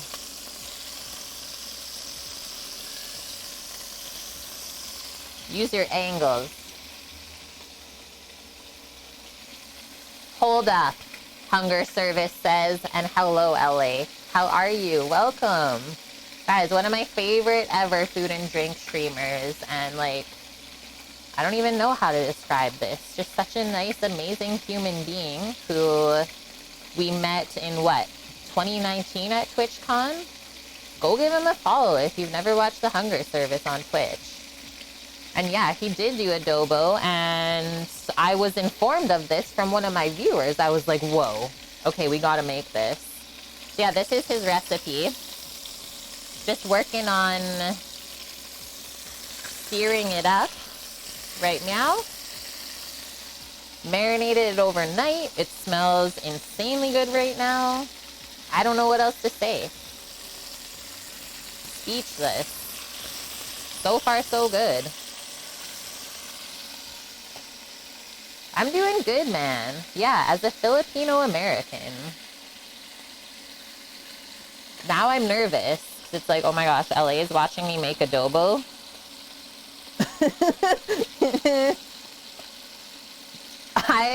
I also judged that. I was like, how is this perfect? I guess we'll find out today.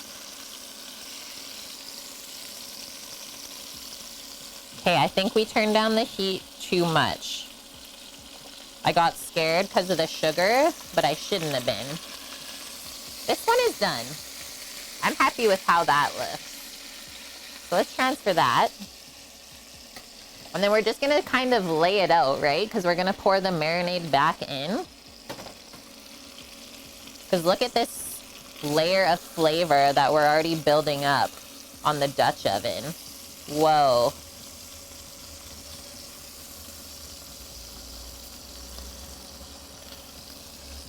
That is some rich color. Okay, a little bit longer for those, and then we'll do the next batch. Will we make a gravy from the fond? Yes. Like, why did this just get so much less heated? You crazy induction.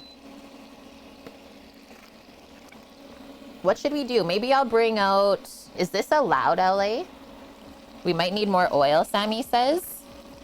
I am watching that. There's a bunch here, though. There's a lot of oil. Can we deglaze with some Chinese rice wine?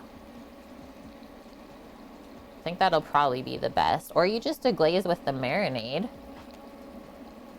Hello? Induction? It's a learning experience. Yeah, just deglaze with the marinade? Probably. As long as it's not rockin' hot. What do you think? Puppers is like into it. Puppers. What's this smells? Maybe you should just get up here. This is a pretty good chair. No, this mat, this is where I'm working. This is a good spot though. Hey, this one right there. She's like, Kate, don't boss me. She literally wants to lay right here because we got chicken. I don't know what happened, guys. It's still on. The heat's at 240F.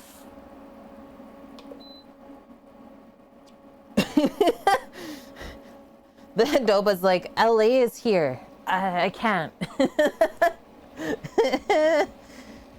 Deglaze with just some vinegar? Yes. Oh, it turned back on.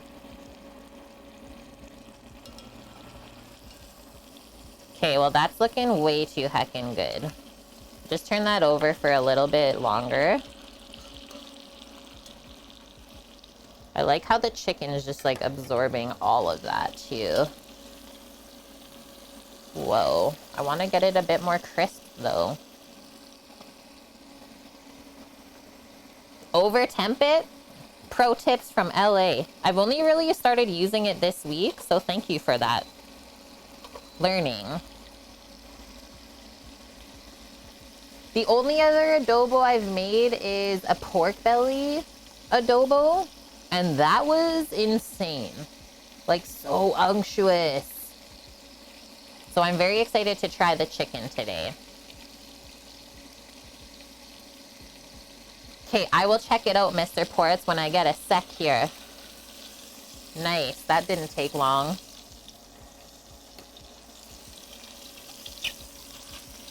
Nice. Okay, I'm just gonna move that over a bit, and I think Sammy's right. Add in a touch extra oil. It's an interesting scenario when we sear stuff like this. You don't expect the meat to like absorb more fat, but it does. So I'll just let that heat up for a moment before we drop more stuff in. And we also have to think when we're dropping the chicken in, I mean, this just came out of the fridge, so it's a bit cold too. So it'll cool off the pan. All right, and then remember the splatters. Remember those splatters, careful.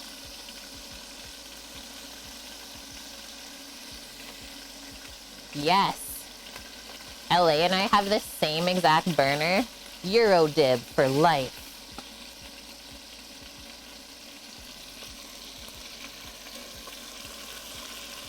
There we go.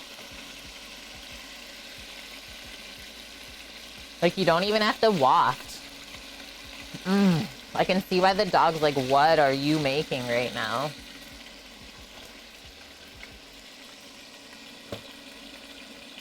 Its unctity was most prodigious, dude. Dongs. Okay, let's see this.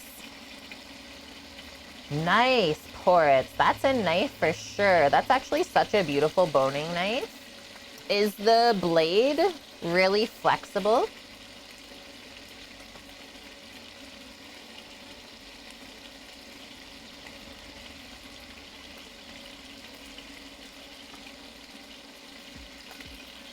Okay, I think this one's done.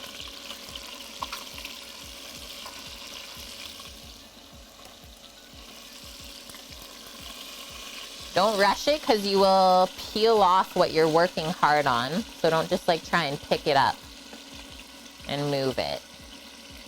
If the chicken does not want to lift off, that just means it's not ready yet.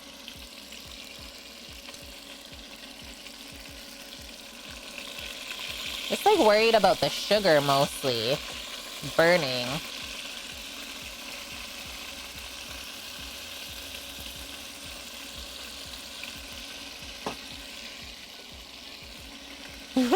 So much oil splatter already.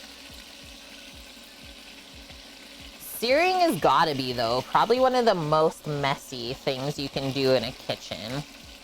I've never had an experience of searing something that, like, didn't splatter oil everywhere.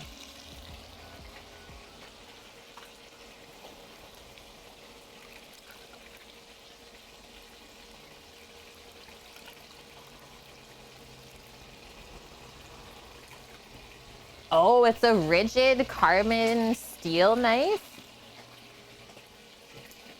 And it wasn't even a boning knife to start. It's just been worn down that much.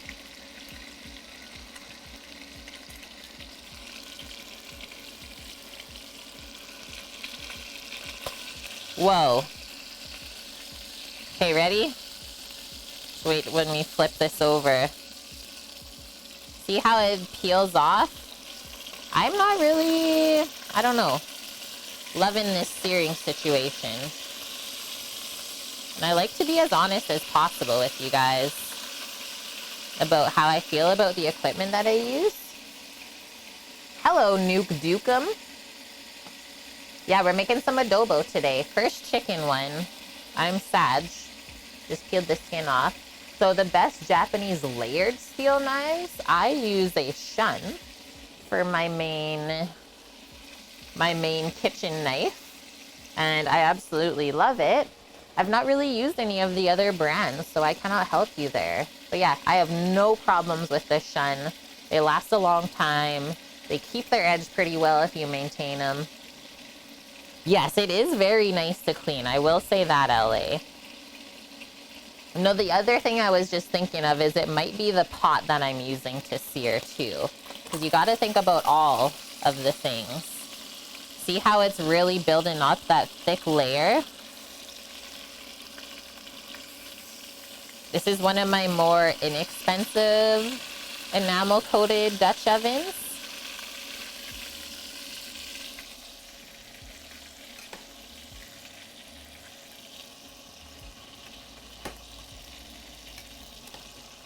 I probably just shouldn't stress out as much as I am.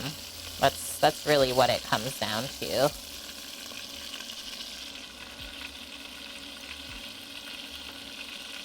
I have high expectations. What can I say?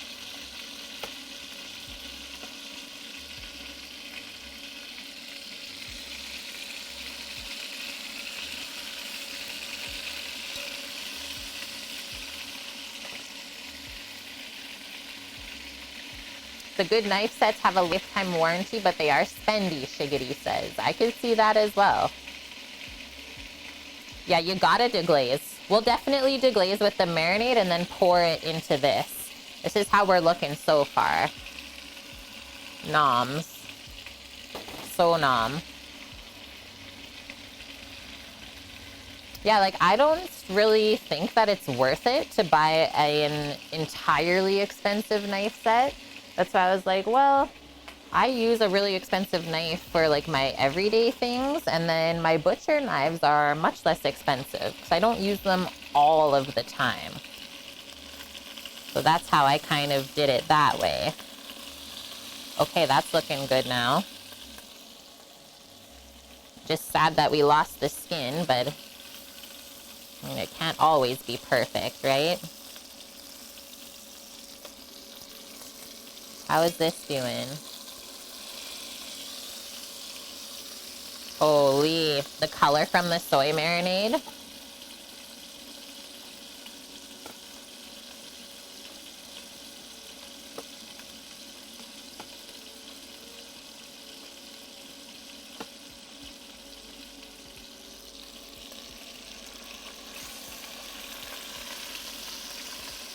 It keeps splashing me in my face. Ouch. I guess that's what I usually ask is like, okay, you're coming in here asking about knives, but really, what are you willing to spend? Because then we can break it down better that way. And also, like, what do you cook a lot of? Because you might only need a chef's knife, serrated knife, paring knife is what most people need. That's it. Your main one, Hunger Service, like $80 to $90. And yeah, you also have like a $6 kiwi that slaps.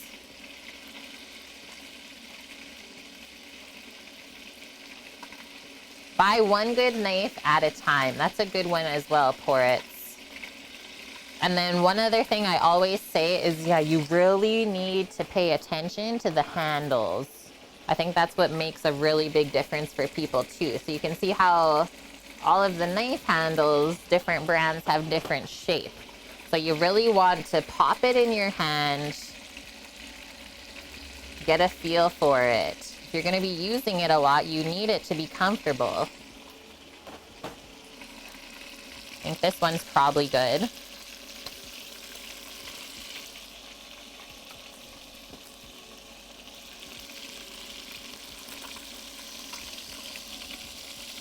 Holy. Yeah. Look at that. And that's not burnt, if you guys are wondering. It's very close to being burnt, but at the current situation, it's just a caramelized soy and palm sugar. That's also why I didn't turn up the heat too much, right? Really got to control that. The fine line between building up the flavor, the fond, which is that layer that we have on the bottom, and actually burning it and not being able to use it.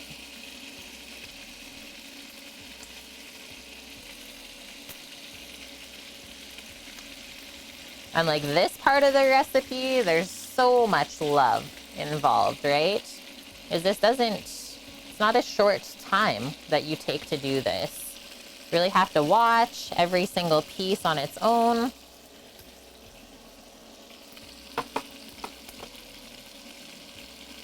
I'm gonna do this side down first.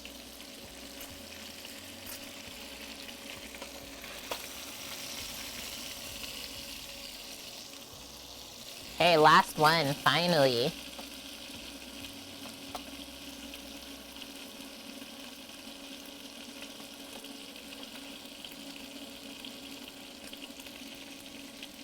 Hello, caffeinated couple. How are you?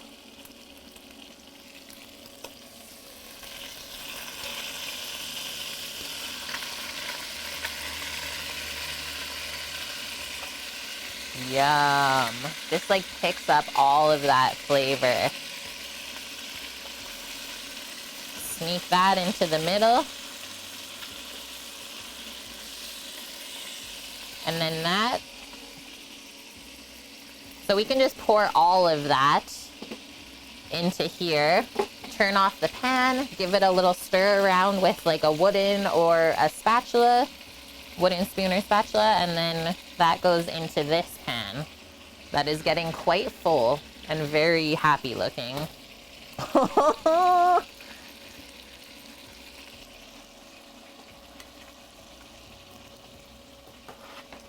We want to make the pan as even as possible with the chicken pieces too, right?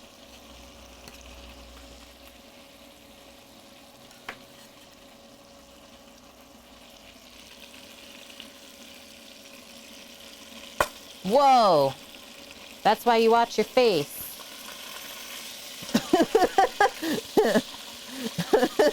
Shots fired. Man, that's aggressive.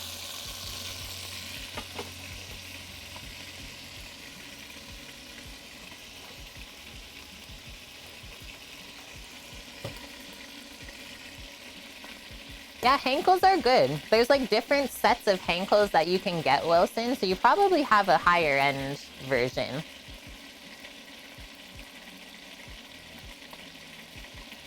A Fiskars Santoku? Wow. I didn't even know Fiskars made knives, but I guess that makes sense. It's like, aren't Fiskars the scissors brand? Yeah, Lauren, got ice cream and literally came back to chaos. It's always a crazy situation when we're searing things. Okay, ready? Holy.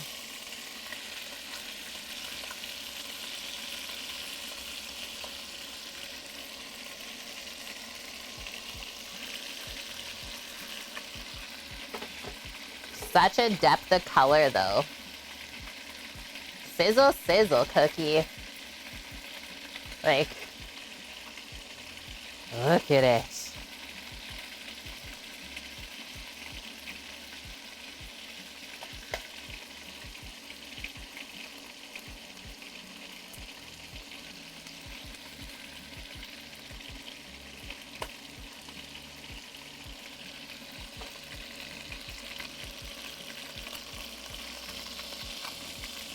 Nice.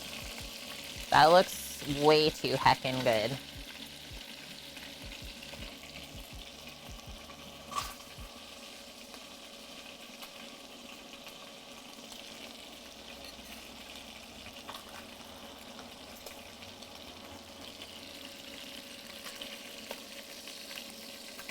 Oh. The last piece. I'm gonna turn off. And then might be a little bit scary as well. It's pouring in the marinade. So you want to do that pretty quickly just so that you cool down the oil quickly. I'm just gonna use this. This will be good for scraping. So literally stand back, pour it all, and see how that wasn't as scary. And then you can turn it back on. It should loosen up. Might take a little bit just to get that fond kind of dissolved and loosened with the liquid that we just added.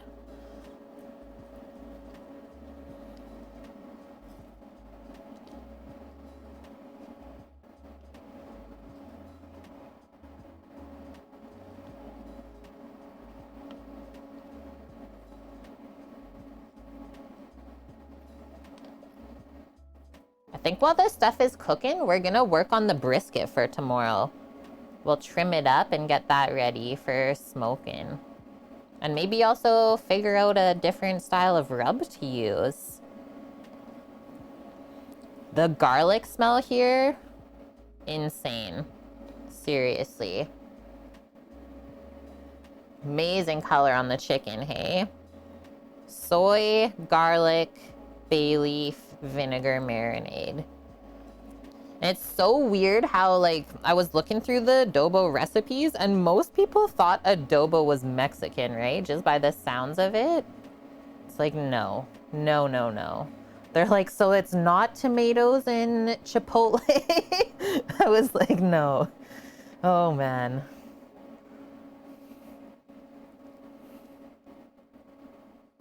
This is why LA and I are wary of the perfect adobo made by a Caucasian person. Hi, Nike. How are you? Okay, I think we did good. We don't want to cook this too long because it will start to reduce the longer that we have it roll and boil. So just really try and scrape off as much as you can.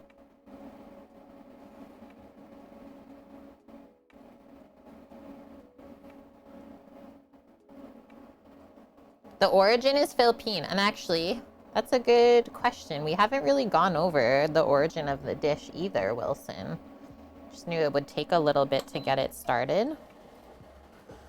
That's why I just went right into the searing stage. Okay, so turned that off. Let's kind of properly nestle this. Just gonna move this to the side.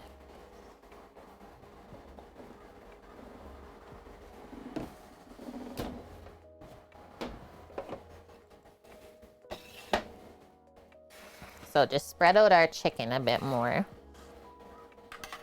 I'm gonna try and sneak this leg on the bottom just so we can flip the drumstick up a touch.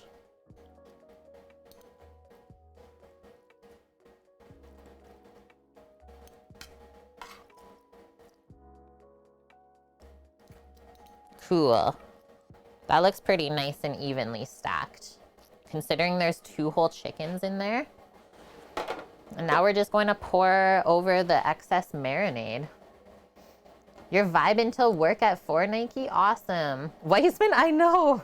Like, I didn't know his history of being a actual chef in a restaurant before Hunger Service. I thought he was just like a YouTube chef until Sam told me. I was like, okay, I have a bit more respect for him then.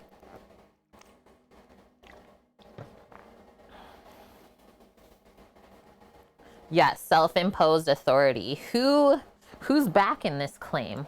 This is what LA and I are wondering. We have questions. All right, look at this. Oh. Okay, we'll try and get all of the goodness out of there. You can even see how not all of it came off. That's insane. Should I try and scrape it a bit more? Still got the spatula.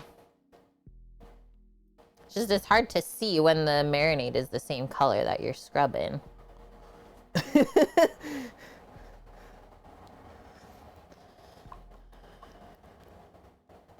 It could also, like I said, just be this pot. Is over time, I have found that the enamel is really worn down. It wasn't an expensive one.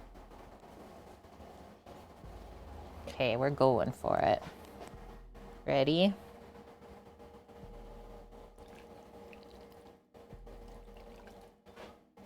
And I popped all the bay leaves already from the marinade underneath the chickens.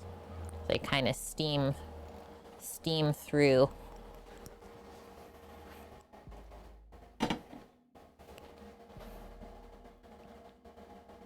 Whoa. And now we can do a Weissman brisket. Oh, 2 Weissman recipes back to back, Sama? Cami, you know, there's a small shop literally 2 blocks from me that sells bomb Filipino food. You might have to get some now. I think you should. So the next step now is we cover this. We cook it covered for the first little bit to kind of get it steaming through, stuff like that. And then we uncover at the end to maybe thicken up the sauce a bit, build up more flavor. And I'm cooking it a bit different, I guess, because I just put everything back in that pot and brought it up to a simmer.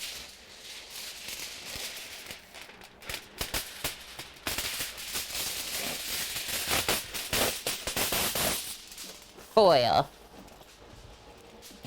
Sam has the oven at 225F right now. His stuff is probably done that he's heating up anyways, and then our stuff's going in. So we can now say goodbye to Adobo Chicken for 30 minutes. Dinuguan? What is that? That's funny, Lauren. We're pulling a Heisenberg.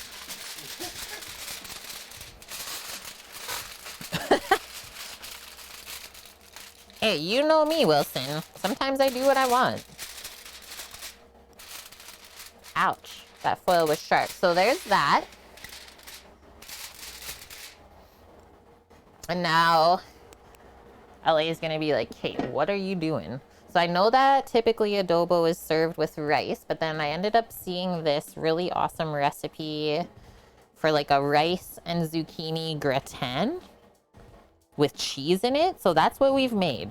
It's shredded zucchini, like a cup of Parmesan cheese.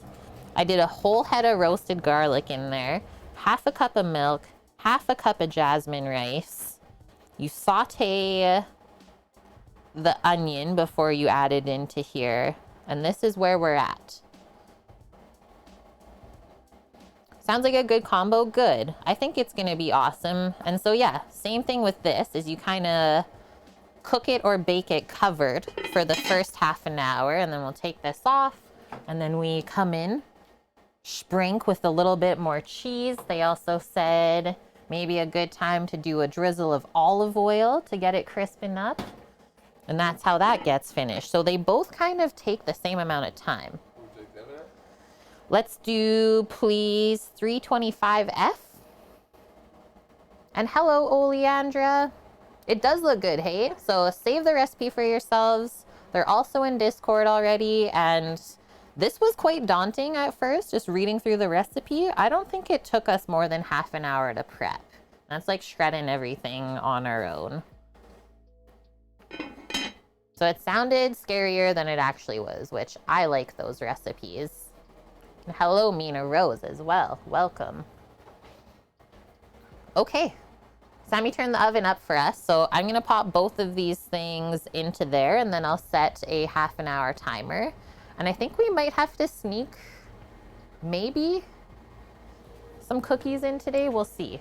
We'll do the brisket first. A little bit of brisket butchery. And we'll see where we're at. I just don't like really hanging around not doing anything while things are cooking.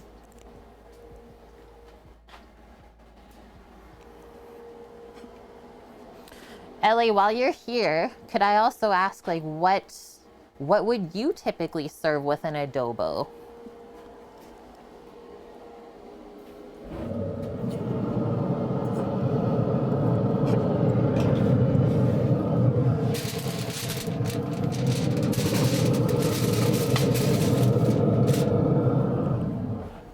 Okay, do 30 minutes. Make sure that that will notify us, which it will. It's typically a home cooking lazy dish for you. Just be rice and maybe a fried egg. Oh, that would be good. The egg, a little bit of richness in there. But yeah, like as far as vegetable side dishes, that's like not really a thing, right?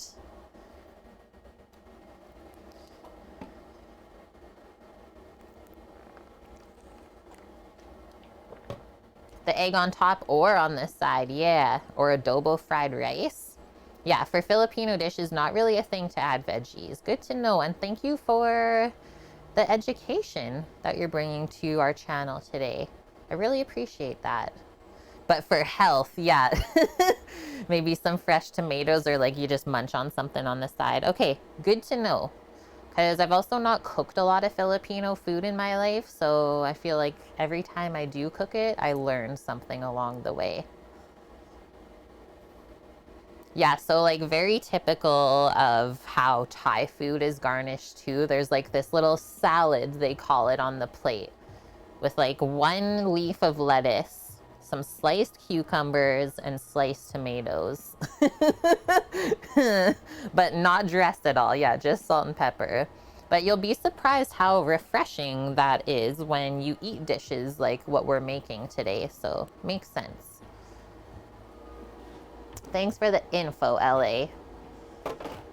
Feel spoiled having you here with us today. Okay, so that stuff's going. Just pop this dirty stuff away. Over to this side. We definitely have to give our induction a wipe. Much easier to clean though than like a gas cooktop, so I'm not complaining. Yeah, corn. I've been looking for corn, Wilson, because it is supposed to be corn season here now. Nothing in the stores yet, so I'll probably go to the farmer's market coming up on Tuesday. I need some corn in my life. Like fresh grilled corn. Maybe we'll do a elote style or something like that. So nom.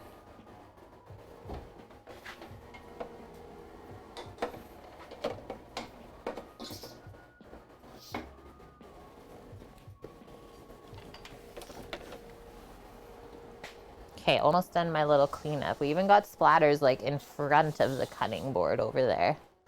Whoa.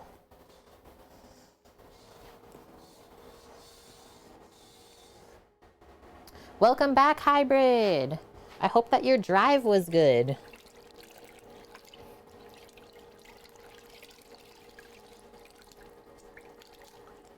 Yeah, corn in the summer is so good. The grilled corn salad, I laughed or I giggled when Scooter put it in the Discord. I was like, we've done this before. What is it? Grilled corn with avo. I think I snuck cherry tomato into it. Feta, you do a honey lime dressing. Nom. Hot as Hades. Okay, well, hope you can stay cool the rest of the day. 11 of you working at the pharmacy, and 4 of them are Filipinos, Mina Rose, and you absolutely love the food they make. Are you always like, hey, what's that? Can I have a bite? Samovar, the American South has a lot of weird casseroles and other strange regional foods. I can't wait to experience it in real life. Take 2 or 3 ingredients you usually eat alone and put them together into a hot dish. That's something I still gotta make, is a Minnesota hot dish. That has to be a thing. Yeah, marshmallow, jello, fruit. I guess there is some weird ones, hey? Or even like this sweet potato casserole with marshmallows on top. Not a very typical thing. Yeah, that's what it's called, ambrosia salad. That dish has like many laughs among chefs. It's like, don't make me put ambrosia salad on the menu. I will do that.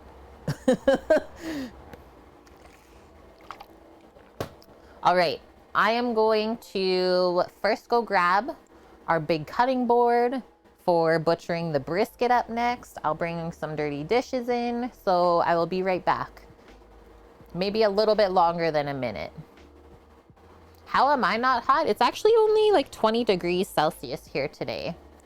And I think like since the big heat dome that passed over that was 45 degrees Celsius, being at 20 is like very tepid.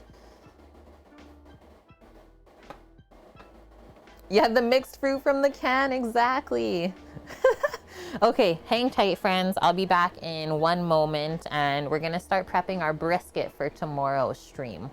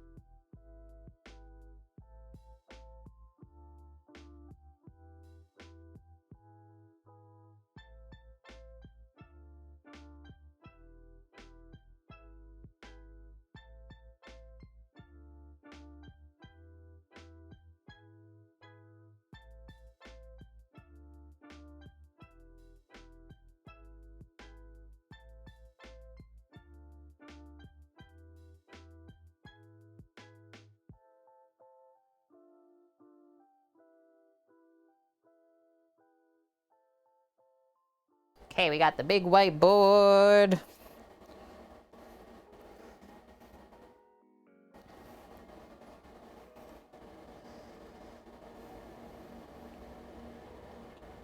Torino, ambrosia salad is my youth growing up in a mining town in the north. Good times, good times.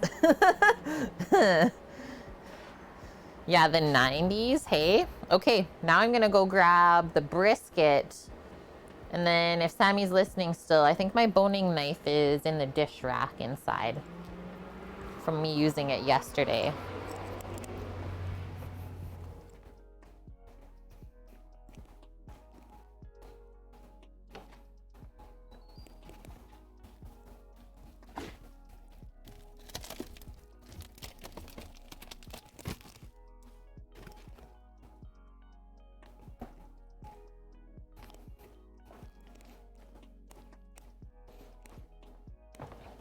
The brisket, baby. This is a brisket, baby doggo. What do you think? It's a big piece of meat. She's into it.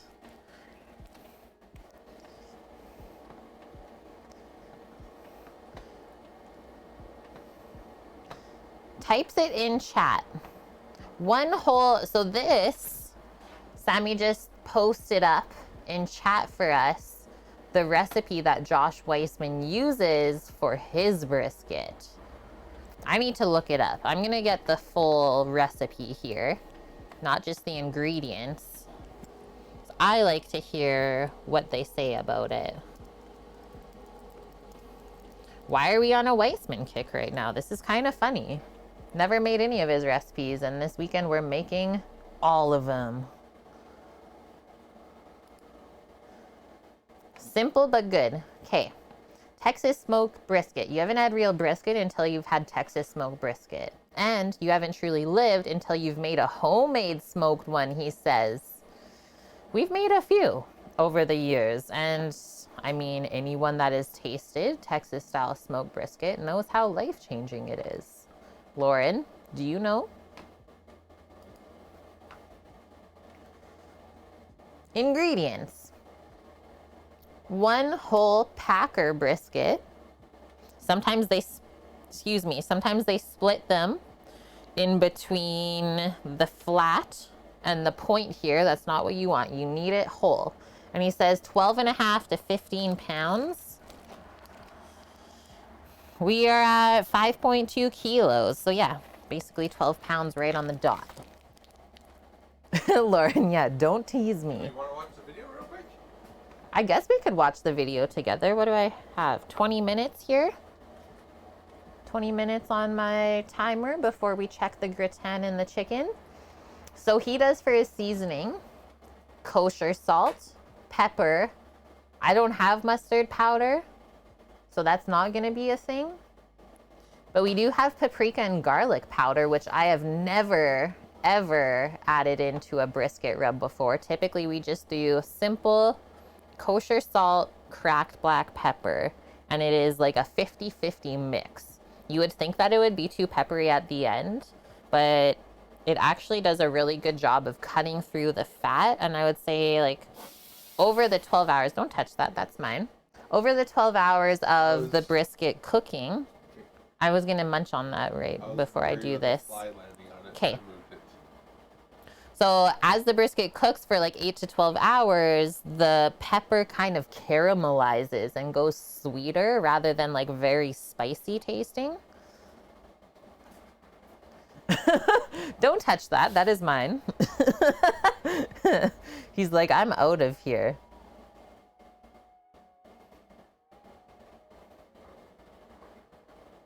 You wish Johnny wasn't in Australia. You're curious what we think of his salami?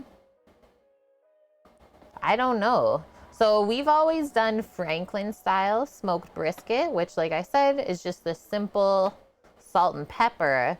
But then we get that little bit of mustard flavor when we adhere. So we usually rub the whole piece of meat down with a Dijon mustard just to help the rub coat it. You don't really taste it at the end. You guys will have to show Sammy who you're talking about because I don't think I know. And then he also, oh, this is funny. A basic barbecue sauce adapted from Franklin's Barbecue. That is funny. So instructions to prepare the meat: trim off a 1/4 inch off the fat cap on both sides. This is the worst directions ever. That was the worst brisket trimming directions ever. There's way more involved in that. So we're gonna do that together proper instead. But first, this is what I was like, Sammy, don't touch my little schnacka here before I get into it. I need another bite. I took my break while we were prepping lunch, and now we can get back to it. A rogue Kate just started following in. Welcome in, rogue Kate. You better behave yourself. Whoa. Did you see that bite? Just like squinched it all.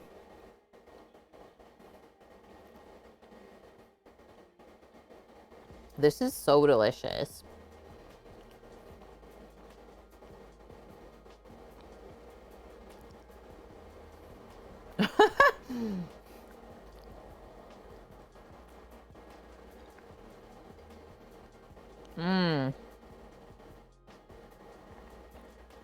Okay, I'm gonna have one more big bite and then I'll put the rest just back in the fridge. I don't want to wreck lunchy.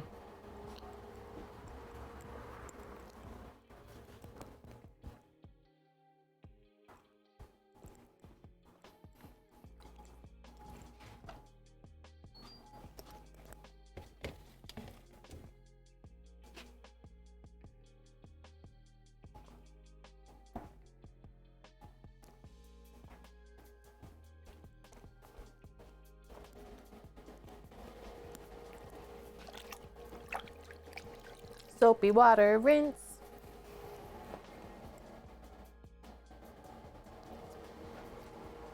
Okay, wait. I thought this was just like someone being funny, like one of my mods, because sometimes they do that. But Rogue Kate is actually a real person. And their boyfriend's name is also Sammy. Did we just become best friends? Yep. That's kind of freaky, but I'm into it. Yeah, nice. Exactly. Okay, I think we gotta move this over just a touch.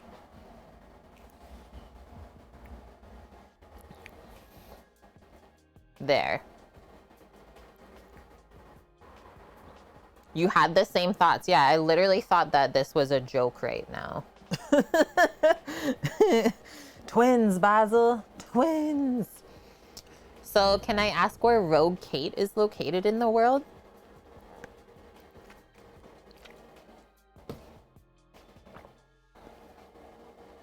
Okay, this might be a little bit messy at first, opening up the brisket out of the bag. Let me just get the boning knife on the steel real quick. I'll try and keep as much of the juices in the bag for the garbage.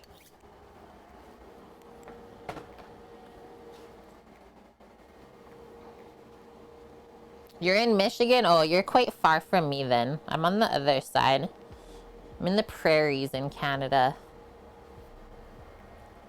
That's too funny. Well, welcome in regardless. And sorry for thinking that you were actually a troll. I'm happy you found us. This is gonna be fun. Oh man, we got Dad Joke Pro coming in. Why do bees have sticky hair? Because they use a honeycomb. That was an Annie joke for sure. Thanks, Lauren.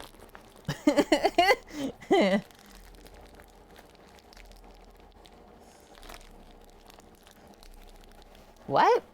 In the park? Oh, yeah, we did, I guess. In Jasper. We went cruising. Yeah, hello, McKay AJ. Back to brisket land. Gonna try a different rub this time. We were gonna do another special stream for someone tomorrow, but Double Tap ended up having to work. And I don't like when they're not able to watch their requested stream. So I just said I'll switch it to next Thursday for them instead. So I was like, oh, we gotta fill in. Might as well just pick up another brisket and keep honing our skills, right? And this one is very small compared to the last one that we made. It could take 19 hours or it could take way less. We're gonna find out.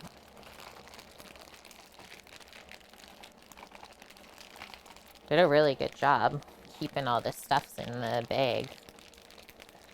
There we go. The meat baby has been unpackaged. And yeah, that's Astra. Yep, stay there. Stay there.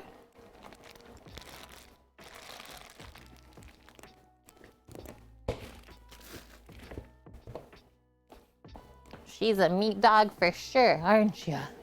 Aren't ya? Yeah, just goes for it. No, she's so well behaved. Okay.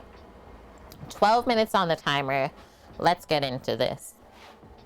What am I gonna do here? Probably bring up a hotel pan first.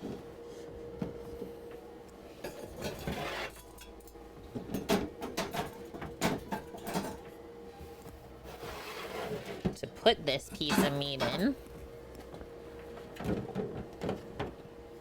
I think we'll need a deep one. A deep bin. Just because of the thickness. So there's that. Yeah, baby girl postures. Okay, so clean hand should always be on the knife, and then usually I use this hand to kind of move the meat around as we trim it. So kind of get it flattened of how you're gonna want it to sit. This, no, it's usually flapped over, but usually it does sit like that. So that typically just comes right off. Not the nicest brisket, just looking at it. This should be completely covered in a layer of fat. So whoever took this off of the cow originally kind of messed it up. So not the best, but not the worst either, right? So first things first, we also just kind of feel around the thickness of the fat because you want that nice and even. So it is thicker here compared to here, and you can also kind of see it too. So all we're gonna do is basically kind of streamline this big piece of meat. You think about how we want air to move around a car and get it aerodynamic, so we want the same thing to happen with the smoke. When it hits the piece of meat, it should easily just go around it. We don't want it to, like, if we kept this flap on, it would kind of hit it and get stopped there and not go around the side nicely.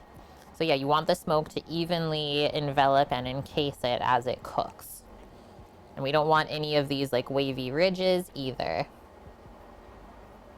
So I think that's a lot better explanation than what Josh gave us. Not saying his was wrong. I mean, that's a good guideline, but every single brisket is different.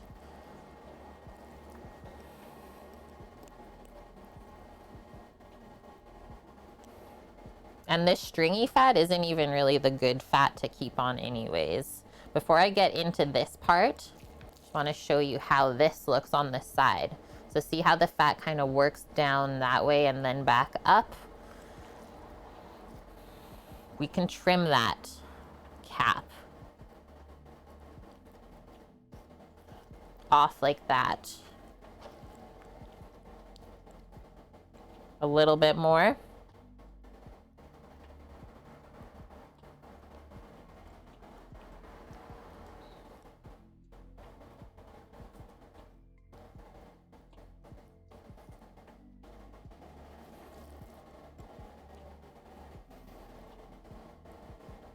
That looks pretty good.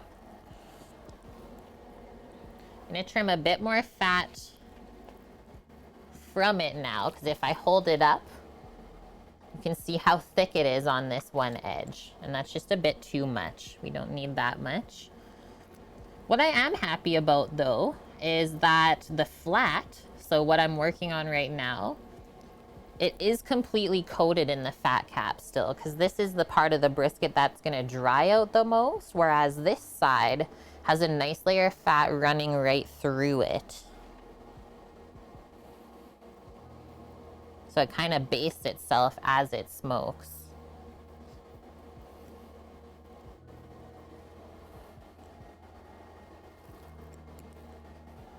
Should have got Rando out here to trim the brisket with me. Keep him practicing. But he knows what to do while we're gone. Okay, that's looking good. I don't think I want to take any more of that off. So now, I mean, they even trimmed. So usually this is like squared off. Can't see it because of where the seam is. So this little part that's on the angle, usually that's squared off and very thin and floppy too, but they already trimmed that for us. So good to go there. Coming back up to here, so I'm gonna work on taking off that piece. And then also this is flopped over. So you can see where they nicked into the brisket. That shouldn't be like that. All I'm gonna do is kind of hold that up. And then cut all the way down like that. Look at the meat grains. If I hold this up, you can see why it takes so long to cook. So look how big those meat grains are. It's really nice meat though.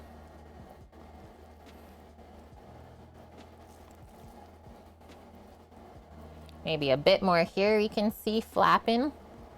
We don't want anything flapping in the wind.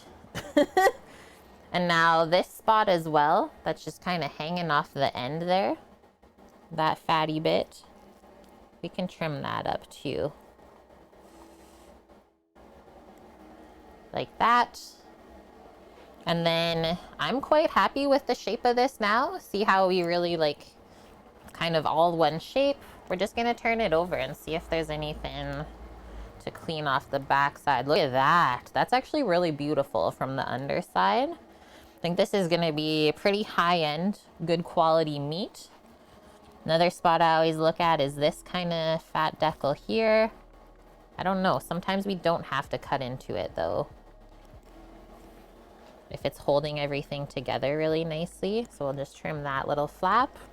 And then the shiny parts that you see, we definitely want to clean that off. That's all silver skin and it's not gonna break down during smoking. Hello, Matt. Good timing. A nice meaty stream currently for you. And Nike, my dude, I hope you have a wonderful day at work. Glad you're able to hang out with us. Yeah, you see this. Do you see this, Matt? Okay, we're gonna start on this piece of fat right here.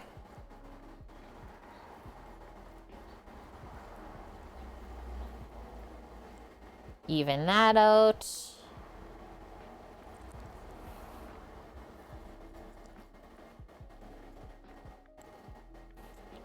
And now I'll just start up here right at this point and work my way through the rest of that connective tissue.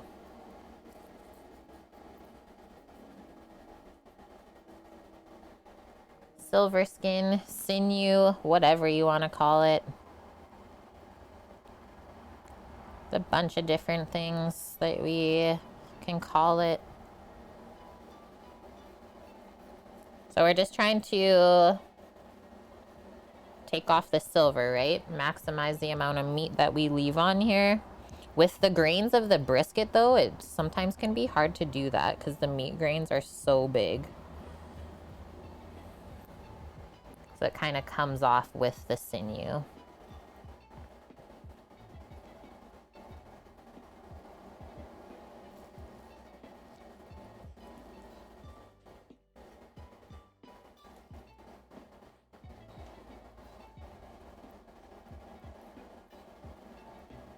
Didn't even get under enough there.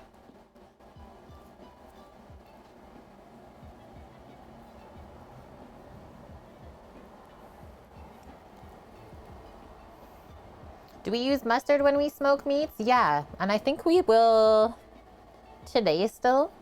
M. Finco. I like to use Dijon mustard. It really helps the rubs adhere. I don't like ballpark mustard. We don't have that in the house ever, but a Dijon, just the creaminess of it is really nice.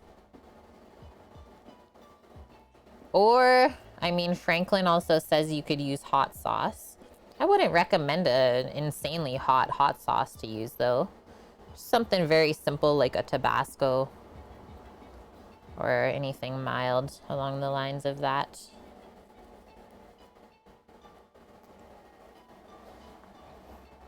Are we making a stock as well, Matt? I wasn't really planning on it. We don't currently have a really good setup to be able to do all of the things that we used to on the island. We don't have a freezer. And there's just like not a ton of fridge space because we're still cooking for 4 people all the time. So really the fridge just holds enough groceries for each week and that's it. But yeah, typically you could save all of this trim and make a stock from it. Or it would be a broth. Stocks have bones. I don't like how this is coming off in like this really small chunks. It's bugging me.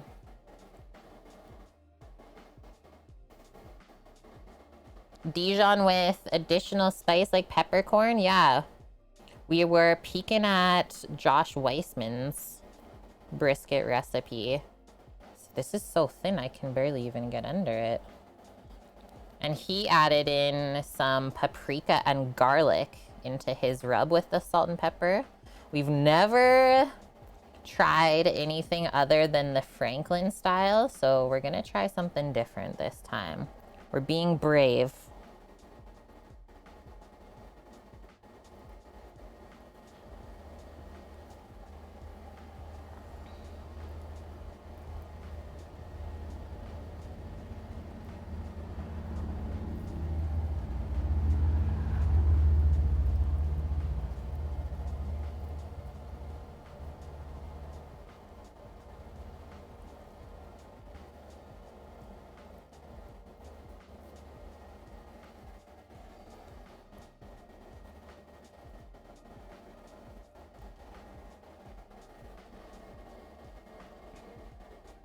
You have standard yellow in the fridge, Bonk, for the muggles. You often have, like, people over, though, don't you? Seems like you hang out and do a lot of stuff with your friends. I could see that. It makes sense to have it for the muggles.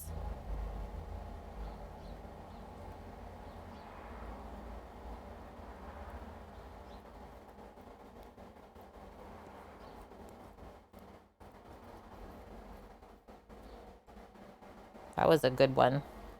Okay, just this little bit more here. I think that's looking really good.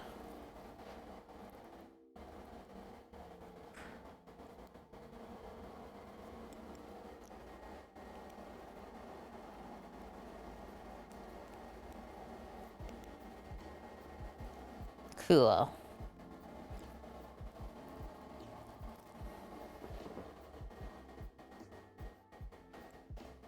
This is exciting, Finko. Do you also smoke meats? Okay, so that's the underside, how it should look. Really, really clean. You can see the meat grains if we go in closer. Turn it over. That's how the other side looks. I guess I'll just take off this small amount, the connective bit that's hiding up there. But yeah, otherwise there should be a complete fat cap covering this whole thing. The fact that there isn't, tisk tisk on the butcher. It's almost like grooming a husky where you take off so much hair it becomes a second dog. Yeah, this was a $50 brisket. Okay. So, back to the recipe. We started with how to clean it, and I was like, okay, you don't just trim off a 1/4 inch of the fat cap on both sides. So we learned how to streamline it and prepare it properly for the smoker. Yeah, $50 well spent. For the rub, combine the seasonings. And then, so he doesn't adhere with anything, and he says to season 12 to 24 hours in advance, which is kind of crazy.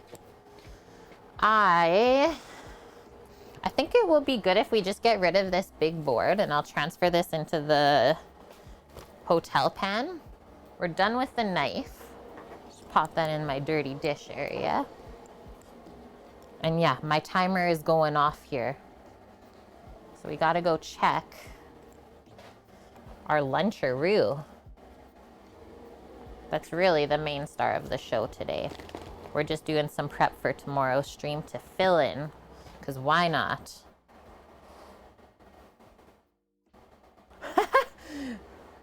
You put slits, Matt. Oh, I thought you were saying when you see slits.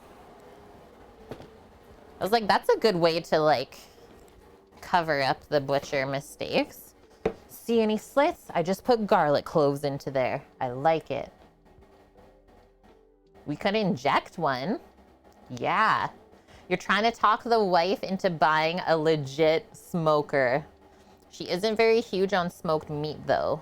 Guessing she hasn't had a good one. From our experience, that's typically what has happened to those people. Finko is they have kind of been ruined by having terrible smoked meat in the past that's been like dried out and maybe over smoked, right?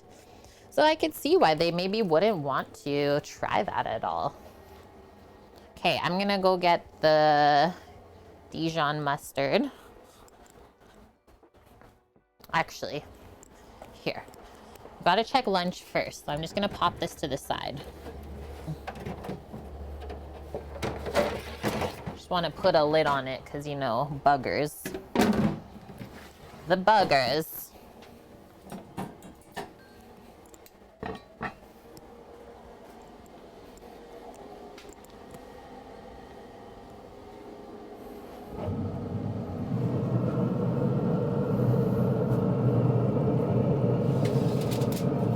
First thing I'll take out is the gratin.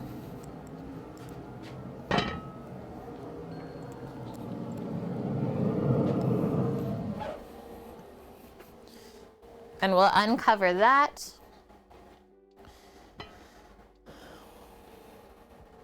Hey, nice. That's cooking awesome. The rice is fluffing up. I didn't even know what we were getting into by making this today, but I'm loving it so far. And first, before we drizzle the rest of the parm, or sprinkle, we'll drizzle a little bit more olive oil, it said. I think the rice is about like 70% cooked.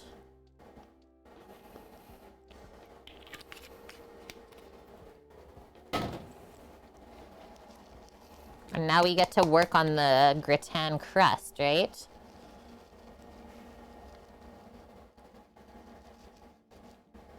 And then we'll also finish cooking out the rest of the residual liquid. It's not supposed to be soggy. So that's gonna go back in now. And we'll just keep our eye on it. Should take about another half an hour, it says. Yeah, it looks so nom. Okay, so that's going in, and hello, open out.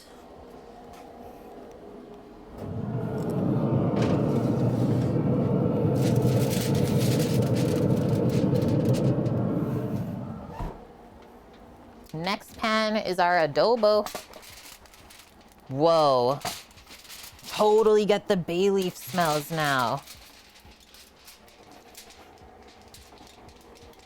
Wow. Okay, so all we gotta do now is just uncover it and put it back in the oven for about another half an hour.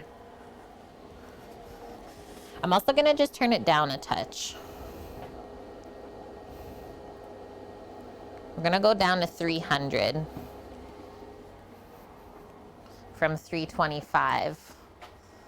It smells so good. So like soy, garlic, vinegar, and bay leaf. And then we did a pre-sear to get that color. We just pop the marinade back in, roast it up. Maybe I'll do a 20-minute timer for these last two things.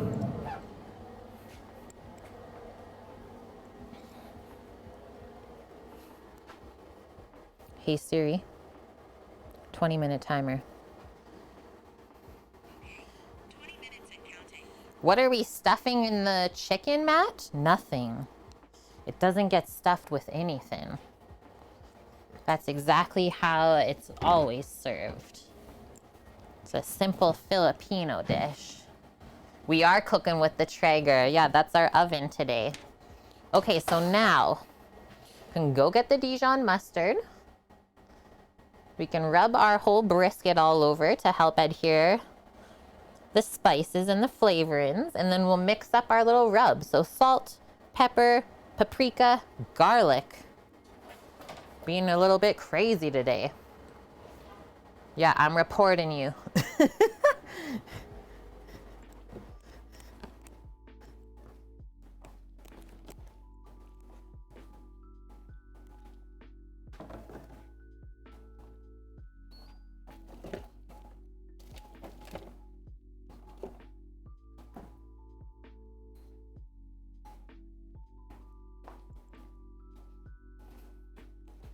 I think we have just enough mustard to cover this.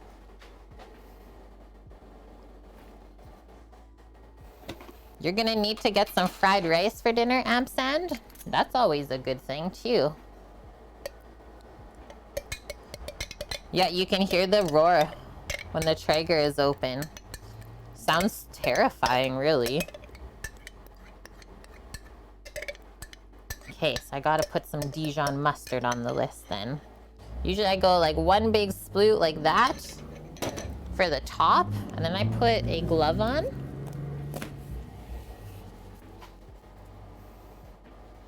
Oh, lumpia, pancit, and I've never had that one. Caldereta are your favorites? What is that one? Open out. Yeah, I need to cook more Filipino food. I need to learn some new things.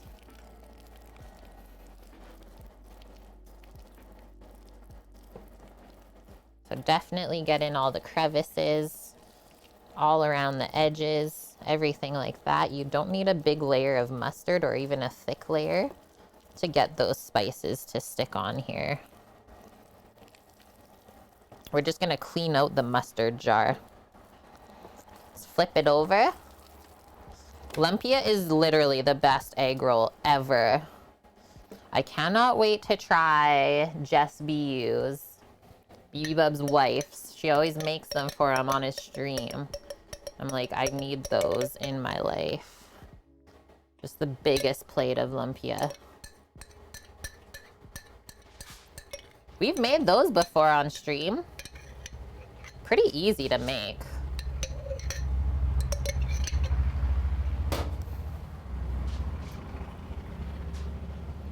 Now the question is this foil gonna fly away beside me? Let's do this. Now it won't. Told us. We are just doing a little bit of prep for tomorrow's stream while the chicken is finishing right now. We actually just had a peek of it, so I'm sorry that you missed that. Hey, sit your butt down.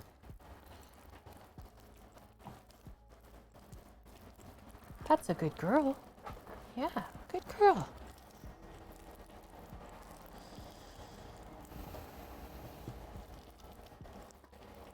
Whoa. Your girlfriend and mother-in-law, yeah, Filipino. They make their lumpia nice and fat. I love that. Okay, so that's nicely covered all over, even all of the edges, right? We kind of sneak just our fingers down there. Beautiful. And we have prouder. Yeah, we've done pastrami, Montreal smoked meat, those types of things. They take 2 weeks just to cure in the fridge, and then you go through the process of smoking, steaming, etc. So that is totally a labor of love. Yeah, she's so good, Lauren. So I have like the squinchy standing mats for kitchens right in front here. So I have one where I stand in front of the board and then another one beside me. Astra always lays on the one beside me. So good. Okay, now we're gonna make up our rub. Keeping an eye on our timer. We got about 15 minutes until we check on lunch again. So I'll be right back with some spices.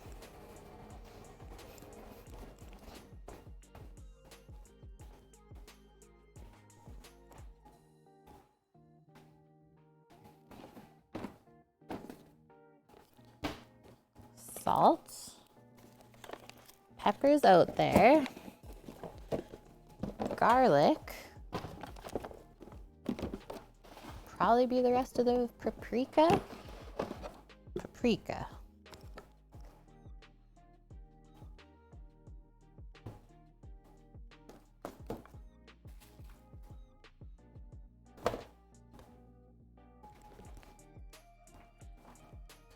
That is very similar to the pork rub that we make from scratch for ourselves. The only difference is I add cracked coriander into the pork rub.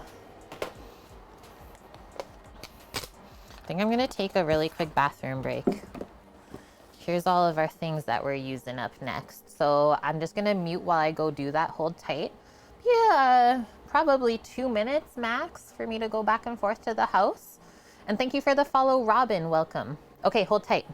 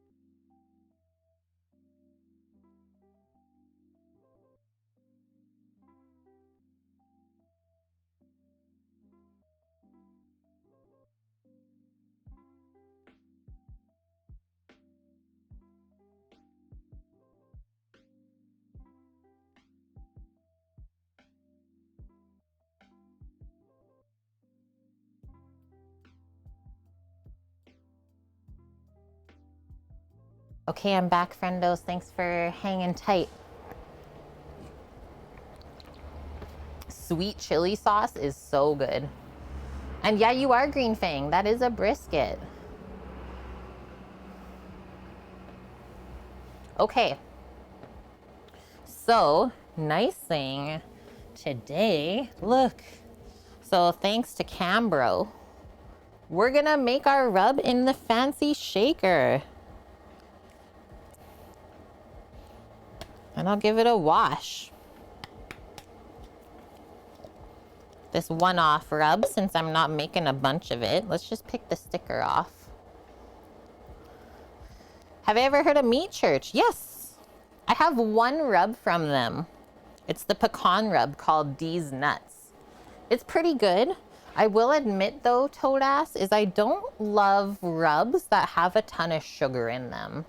And I find that most of the rubs made these days in like mass quantities like that have quite a bit of sugar in them. It's not my favorite. So usually we just make our own, and that way we can control just how much sweetness gets put in there.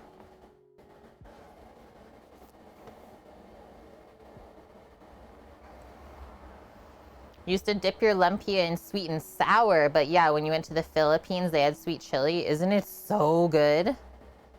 Love sweet chili. And that's good too, Green Fang. Out of all pizzas from Boston Pizza, the spicy pierogi one is pretty legit. Yeah, that is fair, Matt. If I am gonna use sugar, it's gotta be brown sugar. For sure, or like even a raw sugar. And a little bit goes a long way, right?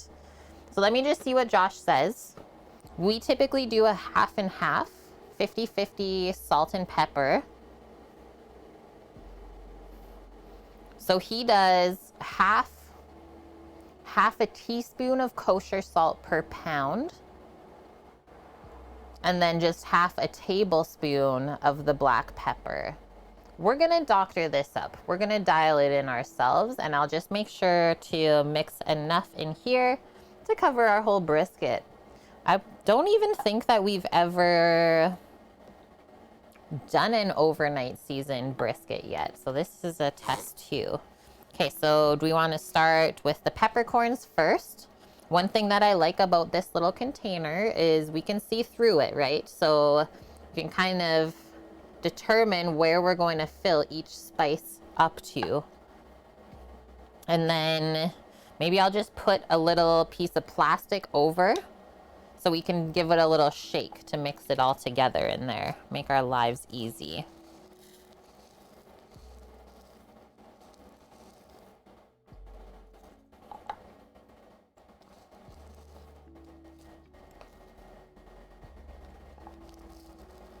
I'm just gonna do all of that.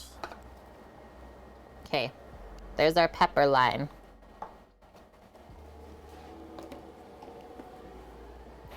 Eight minutes on the timer.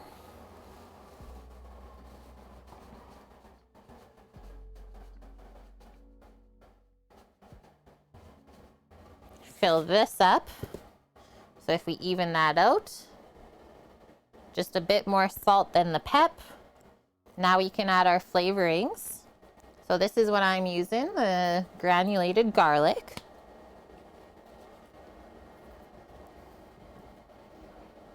You've worked competition barbecue for 3 years? That is so cool. And that's how you've always done it, is the night before. It does make sense. I mean, starting a brisket early morning, you don't really want to be fooling around with seasoning it up and trimming it, stuff like that. You want to be lighting the fire. Okay, so a little garlic is going to go a long way, right? I don't just want to taste garlic tomorrow when we're eating. So if we even that out, that was what, about a tablespoon? And then the paprika is going to give really nice color. I think that's a very sneaky way for Josh to get the perfect smoke ring. But that's just me. What do you think, Open Out? I don't think briskets need paprika, but we'll try it. We'll try it. It's not smoked. It's just a sweet paprika, Matt. There's no reason to use a smoked paprika because we're going to be smoking the meat anyways.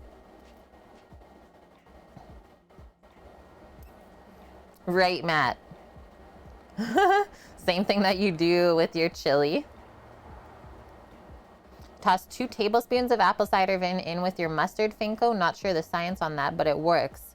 Yeah, you can do that, or sometimes we just spritz with the vin as we're cooking tomorrow. Ooh, I have a pepper sneeze.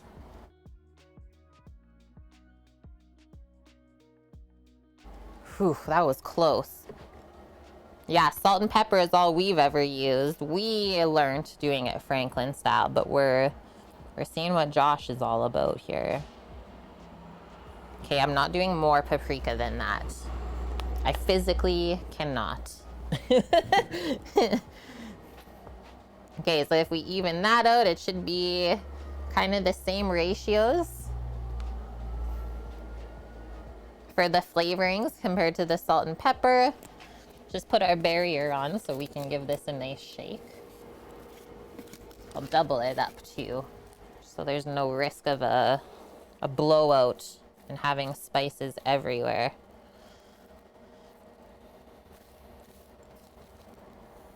Bam. And then we'll just do this. And then we'll shake it.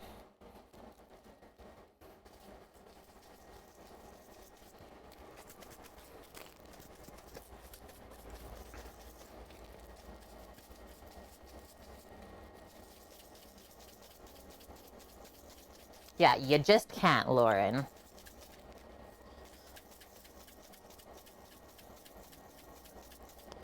Whoa, open up with the pro tip. Never been told this before, nor have I thought about it. Spritz with pickle juice? We might just have to now. I got a jar of garlic dills in the fridge. Little bit more mix, and then I think this looks even.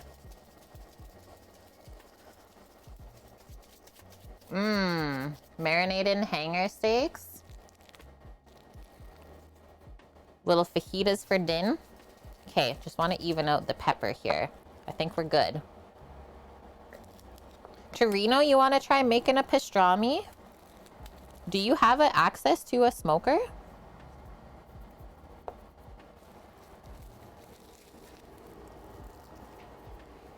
Pop the lid back on and let's season this baby up. Your brother has one? Well, there you go. I think you'll have to learn then. Make one for yourself. I mean, it's a lot of meat once you have it done up, right? So it's quite nice. I know it takes a long time, but then you do have a lot of product at the end. I'm gonna take a little photo here of my Cambro shaker with my brisket.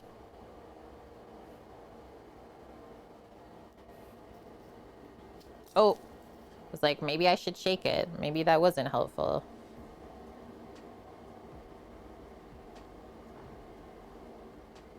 I don't like, I will say, this new peppercorn that we picked up. I don't love it, the grind of it. It's supposed to be the proper one for smoking, but just terrible. And high dust. What a day this has been. Has it been good though? Okay, so even coating. We'll see how this shakes too. I might just take the lid off. Even coating of the rub all over.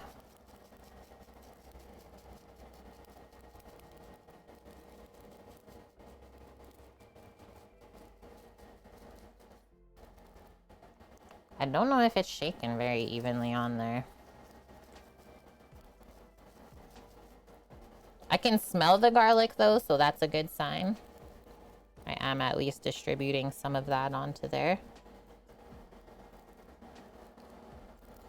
Okay, that's good. Just give that a little press down to adhere those nice salt flakes. Am I familiar with a fine swine or sugar fire? I'm not. I'm not. What's that? This gets brined. So the whole brisket, you either do a dry rub and just like pack it in a container or a brine. You're correct, Torino. And there's curing salts and stuff like that involved. Okay, so now that we want to move this, we don't want to disturb the rub too much, right? So just be very gentle. Usually I just take a corner and give it a flip. Bam. And so open out. Do you do the mustard rub as well? Or just salt and pepper?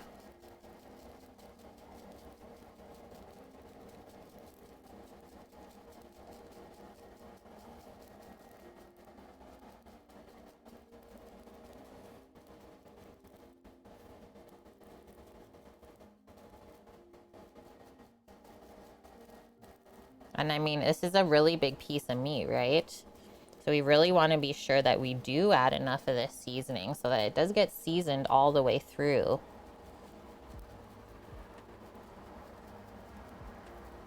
Going a bit heavier on the rub on the top, just because we can leave this now to adhere overnight. That was a pretty good amount. The only thing I'm going to do is lift up this little bit.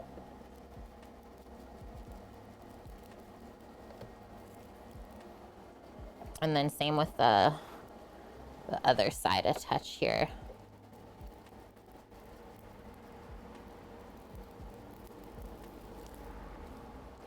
Even that back out. Okay, I think this is gonna be really delicious.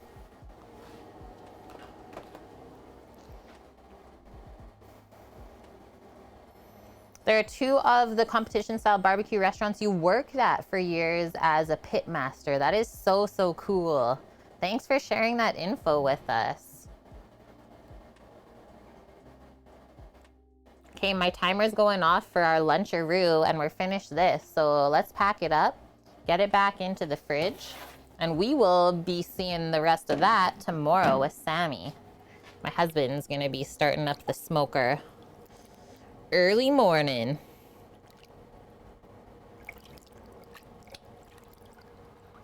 And then I'll make the side dishes. I'm actually not really sure yet the sides that I'm making for this. Unknown. Maybe a salad?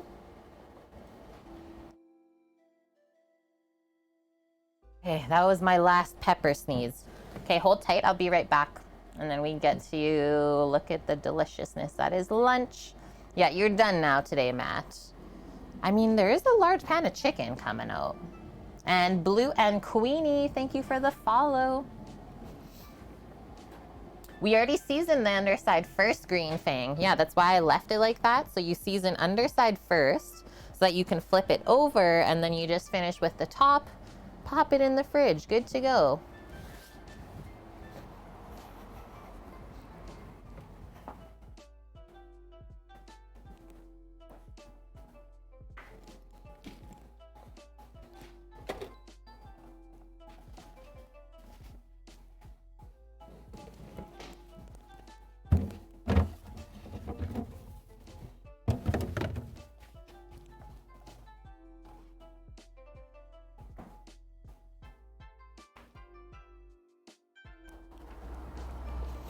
I like how Doggo just like ran away inside. She's like, oh, we're not having this today?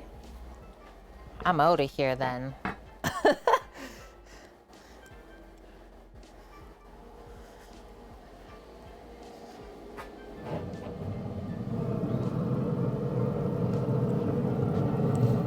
The rice is looking nummy. I think we just gotta crisp it up a touch.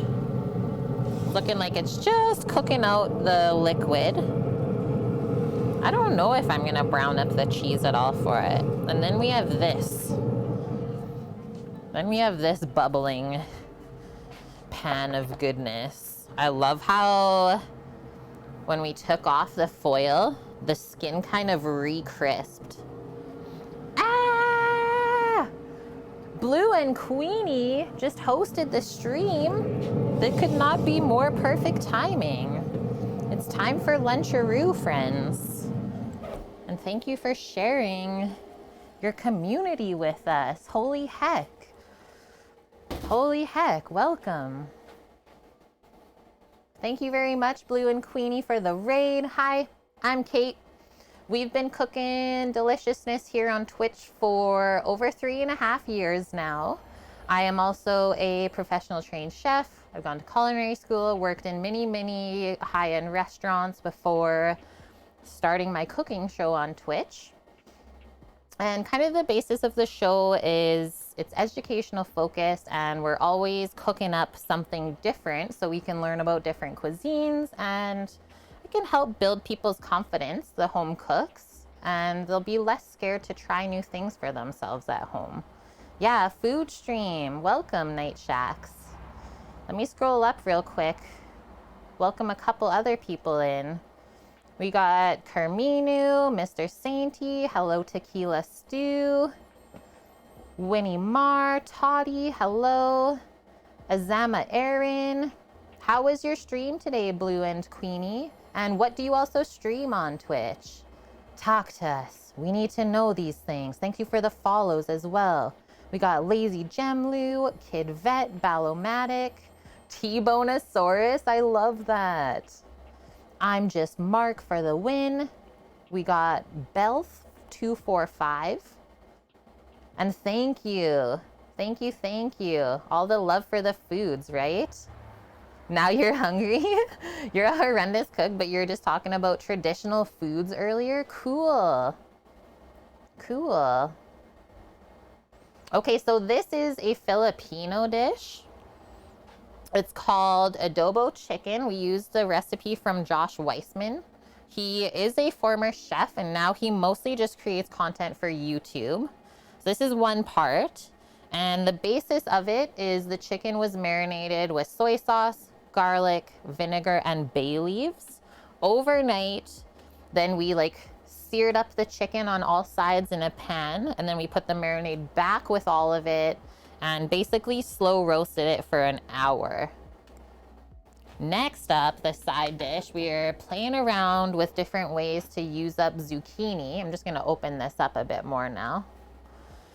And we did a cheesy rice zucchini gratin, which is like a baked casserole. Has Parmesan cheese in there. And I thought that would be a good way, like I said, to use up zucchini that's popping in everyone's gardens right now. We added a special touch by adding an entire head of roasted garlic to it. Lots of love in there. So, Queenie, you game talk, you did 1 cooking stream, 2 weeks. It went okay. You made cake pops and they were all right. Cool. Sounds fun. And Mr. Sainty, bit about Queenie, she wears a wig. Her background is CGI. Her eyes are fake. She takes them out after every stream. Okay, that is really interesting. And thank you for sharing all of that info. Also, Bonk, thank you for the 55 bitlies going towards the food truck fund.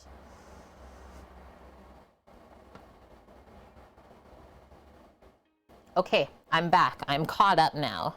So first thing I want to check is just to make sure that this isn't looking soggy, right? Just gonna move this over so we can have all of the delicious things in the scene together. And then once I'm happy with this, I know that I can turn the oven off.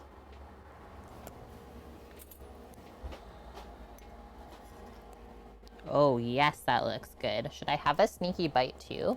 Probably. Have a sneaky bite and then just seal it back up. You always have to taste your food before you serve it to yourself or other people too. Make sure it's not super hot.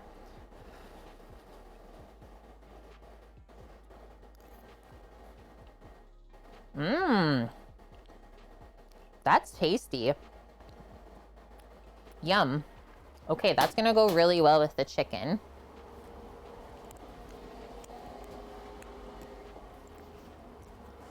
This is the other thing I'm gonna try right now, is this chicken.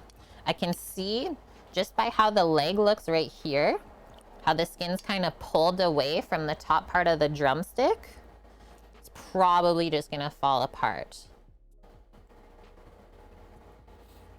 And that's really all we have to check, is to make sure that this has been cooked through, which I'm sure it is. Let's lend our hand to one of our favorite things, if we want to get better at cooking, is using a thermometer. Not just for cooking meats, but it can also be used for baking cakes, buns, stuff like that. Oh yeah, she's well done. So well done temp internally for any meats is, they tell you 165 Fahrenheit. Well, this was reading 180, but it doesn't mean that it's overcooked. That's why we cooked it at a nice low temp. I'm gonna take a photo of these two things just together on the board first. We'll plate up. We'll take another photo of the plated lunch, and then we get to finally try it. That's what usually goes down here on stream. And we will be back tomorrow. You guys just came in as we are finishing seasoning up our brisket for tomorrow's smoking stream.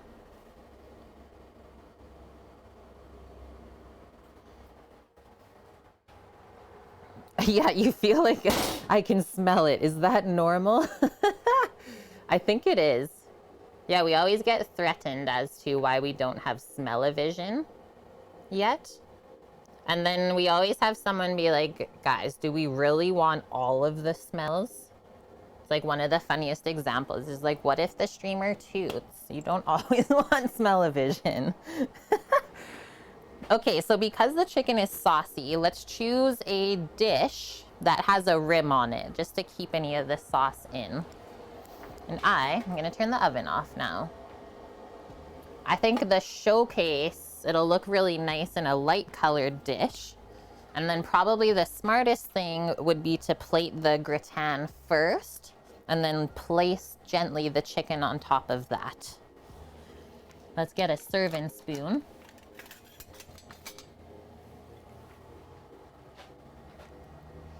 Could you get the same effect with the chicken if you sous vide them and then seared it to finish? Oh, you probably could. Tequila stew. Yeah, we have a sous vide as well. That's a good way to go about it, to save yourself maybe a bit of time. Please do try that and let me know how it turns out.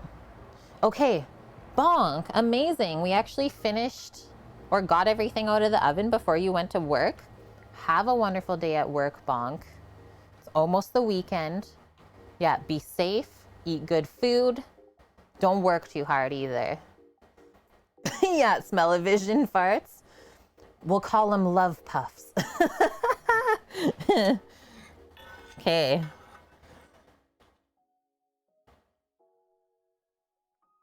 Whoa. I love that it's not soggy. I mean, as long as the rice isn't too soggy either, right? I do like things to have some texture in them still. Okay, let's start with that because I feel like it's going to be surprisingly filling. And I mean, as far as chicken, this is a tough choice. We got full legs, we got parts of a chicken breast, and then we also have the wing with some of the breast attached. Maybe we'll grab a couple different pieces. This little piece right here is like really talking to me. But I don't know. For photo-wise, we should probably take this piece. And then just to show you, just dripping that off. Look at the underside of this, just braising in the marinade. We'll pop that there, kind of nestle it in the gratin.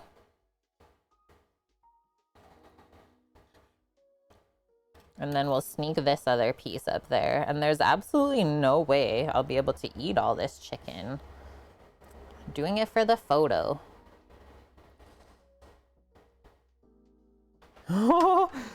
Whoa. That looks really yummy together. And now the only thing I'm gonna do is take a little spoon and we'll just spoon some of the braising liquid down underneath there. And I'll clear off the board so we can take a photo. And there is a pretty good layer of fat sitting on top here. Make sure you get a nice even spoonful. Nice. That really finished it off. That sealed the deal, if you will. Yeah, if you can't eat it all, Kate, don't worry, I got you. I wish everyone could come and try this. That's the only torturous thing about streaming as well, is I can't feed the masses, which is also why we are in the midst of building a mobile kitchen for stream. We bought a truck at the beginning of the pandemic. We just picked it up recently here and are beginning to build it out. Totally a party dish? What you mean, Cookie?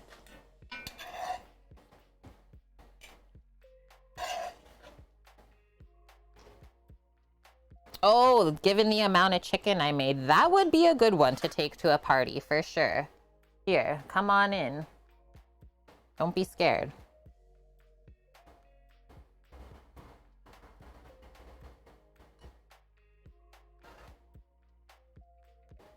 Wow, that is a very photo-worthy dish. Now we have to see if it actually lives up to the perfect adobo that Josh says it is. I don't think I can be the one to judge. I'm not Filipino, and this is only the second time I've made the dish. Sammy's already saying about the gratin, and he's not really a zucchini lover, so that's a good sign as well. Like, this is how I put the dish to you, right? You can see how the lighting at the table just like totally makes this glisten.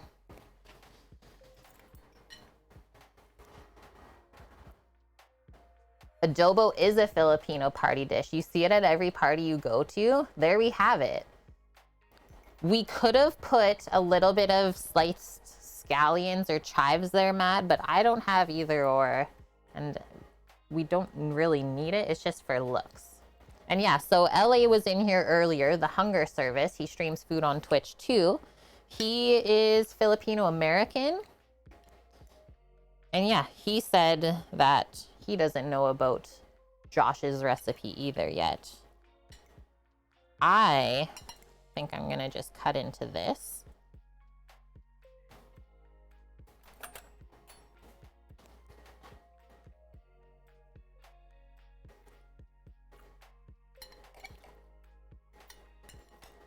I feel like it's a different take on kakome.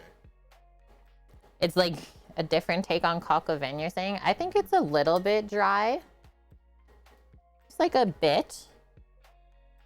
But I suppose we could have also let it rest in that container a bit longer. Let's actually test it though before we call this dry. Because it probably isn't. I think that's exactly how it's supposed to be. It's still juicy inside. Mm-hmm. Nice and tender. Total soy garlic flavor though. Yum. Yummos. Yeah, I don't really get any of the bay leaf. And I guess the vinegar does a good job of tenderizing the chicken too, right? Tequila Stew. Welcome to the kitchen crew. Thank you so much for the tier 1 sub. I'm so happy you found us today. I'm very thankful to Blue and Queenie for the raid, bringing their crew in. You're from Scotland. Amazing. I'm quite delicate when I eat my food. Just the first couple bites, I'm like really determining how we did. So I can let you guys know whether you should make this for yourself. FCB! Thank you for gifting the sub to our community. Welcome to the kitchen crew as well. T-Bonesaurus. That's quite fitting. Mmm. Yeah, so in the gratin, let you guys come a bit closer even, we snuck a whole head of roasted garlic in. Just like mashed up the cloves and mixed it in with the sauteed onion. And we also snuck in some fresh thyme, the herb. Went really well with everything. Here's the hot cloths. We actually had fresh bay leaf that our friend gave to us before we left the island. And I didn't crush it at all. I just kind of slid it underneath the chicken, both while marinating and braising. It's actually surprising. The zucchini held more texture in this than the rice did. As long as something is crunchy. Not full on mush. We got a wasp visiting. Can we not? It's gonna get the back of my hand. Me personally, 7 out of 10. A 7 out of 10, Sammy says. The gratin, 9 out of 10. Oh, I thought you were going full dish. No. Why are you doing this? I hate it. Thanks. Thanks, dearly. Okay, so adobo chicken is not perfect, Sam is saying. And thank you, friends. We got a hype train started. Choo choo! Thank you, Caffeinated Couple, for the 300 biddies going towards our food truck fund. I'm glad I can teach you something along the way. That makes me really happy. And thank you, Kimmers, for the 500 as well. Get out of here, fly. Let's keep munching before the flies get in here. I want to get this wing off, too. The flavor or the cook makes it a 7.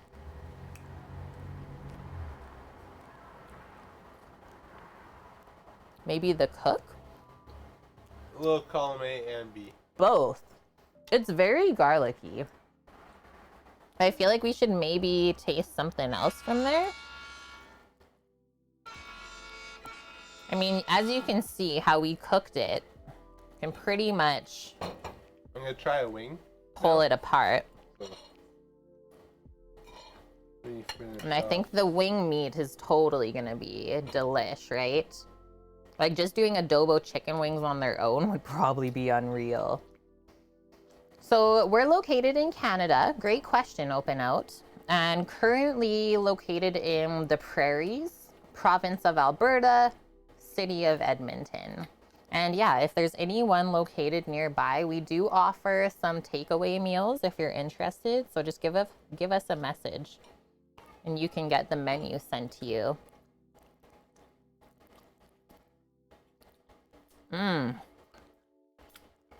The wing was better. Hey? Holy, you guys. Thank you. You guys are crushing us with the love right now. I guess we did okay.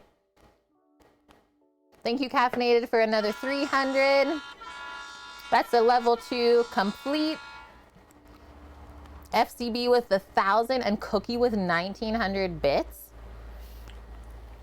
And I will also say, all of our heavy bit hitters for the food truck fund, you get to eat for free.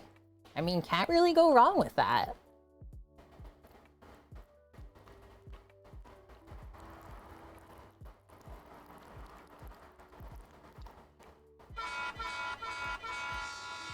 Yeah, we are, Matt. When we get the truck running and going full time, we're coming down to Iowa. You better get ready.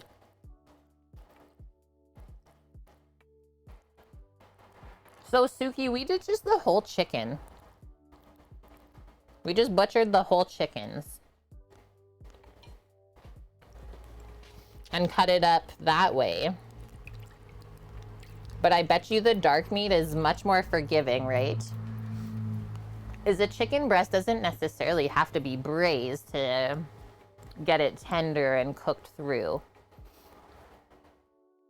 I just wanted to see how it was. So like this is another piece of the breast too that was on the wing. But Sam had some of the drum.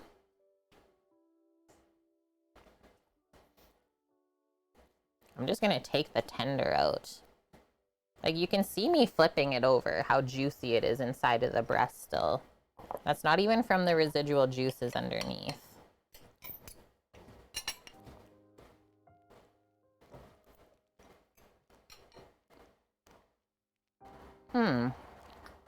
It's almost getting better as it sits. I could see this. You make it the day before and then slowly reheat it will probably be the best.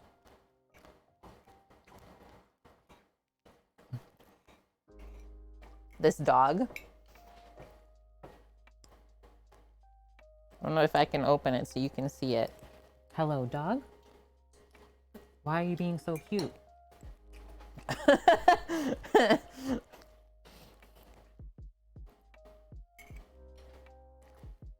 It's too salty. It's too salty for dogs. I'm sorry. Okay, come and sit. Good girl.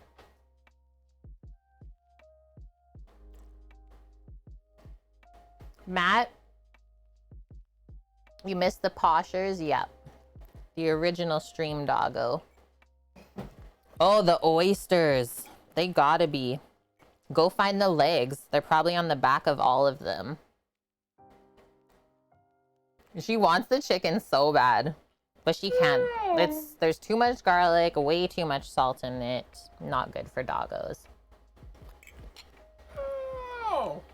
Great way to use up zucchini though. Yep. I'm happy I tried that. That was so easy. Put all the things in a pot and basically bake it. Easy mode. Matt. Okay. Hi, hippie.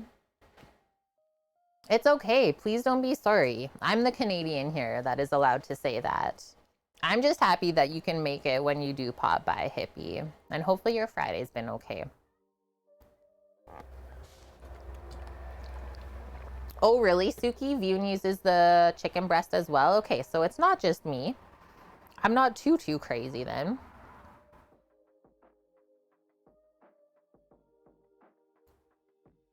I think Sammy's always happy with my cooking. Okay, so tomorrow going down, we've already prepped. We trimmed our brisket, got it ready to go for the smoker. We rubbed it with Dijon mustard. Excuse me, Belcher approval for the chef. That's how you know. So the brisket was rubbed with mustard, and then we made a special rub this time. Not just salt and pepper, being a little bit crazy. We did salt, pepper, paprika, garlic. So we'll see how that turns out tomorrow. This is a first. Yes, Matt, and yes, you still have your command here. Yeah, that's exactly why we got married against your consent. And thank you, friends. I've now collected all of the level 3 hype train emotes. Thank you to everyone who contributed throughout that whole thing. So that needs a choo choo choo for you. And welcome in all new peeps to the kitchen crew. Thanks for the gift subs and the new subs. Do we do desserts here or mostly entrees? Oh, do we do desserts here? Open out. Let me go grab what we made yesterday from the fridge. Hold tight. What I'm gonna do with my plate, because I know as soon as I leave, it will get attacked. Just gonna cover it with a clean towel. No flies allowed to be picking at this. Next 12-hour stream, it might just be tomorrow, my dude.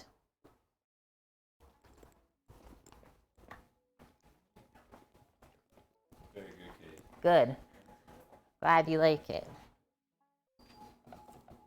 We start at 3 a.m. tomorrow. Whoa.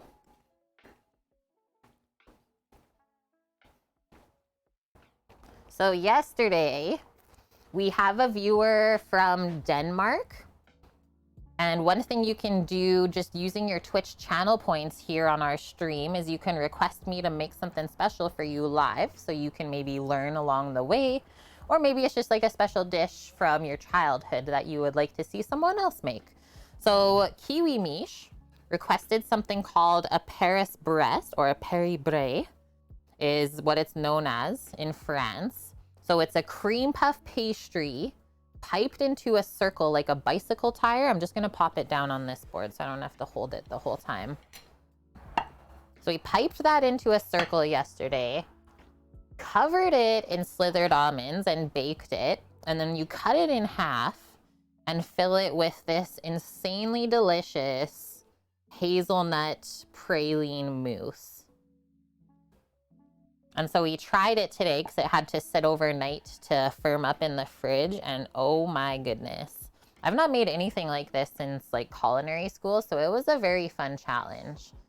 It's like, if I can make this in my outdoor kitchen as good as this, I think anyone else can make this in their proper indoor kitchen.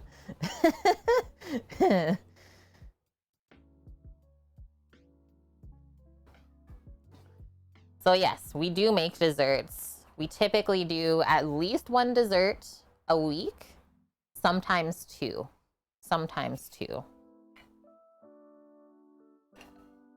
And yeah, so we also had a viewer that lives here in Edmonton, and sometimes her and her hubby pick up. And I cut 2 pieces of that for them today, and her hubby came on his lunch break to pick up the pieces. So looking forward to hear what they think as well.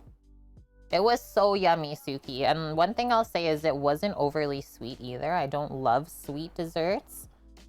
It's like very unique. Thanks, Chase.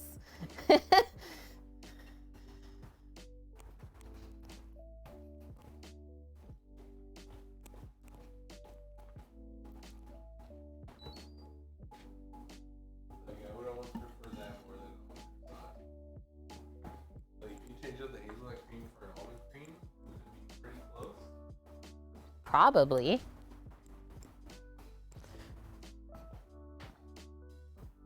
Okay, there's our dish. I get to finish the rest of this now. Been doing Franken cupcakes lately. Made some mango habanero. Watch out, world. Is there a warning with those cupcakes? Or are they not actually that spicy, just fruity? Okay, one more bite. And then sad to say, we gotta go look for someone to raid now.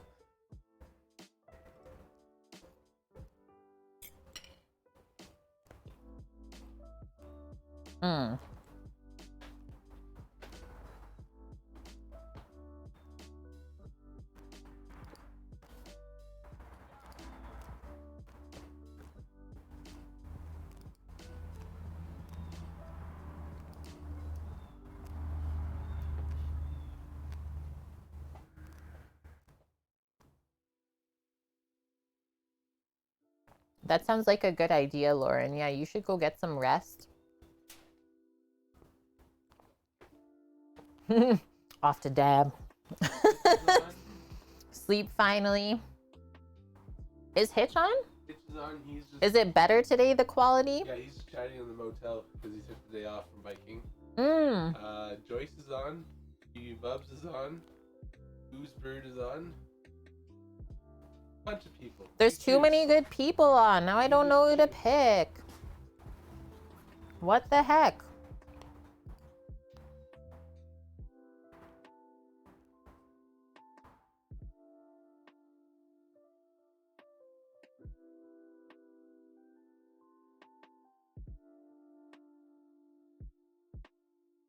Do we want to go see Hitch? Or do we want to watch Schnitzel? I want to do schnitzels and pretzels and cheese. That sounds really delish. Yes, that is very Canadian. Bacon cupcakes with maple bourbon frosting.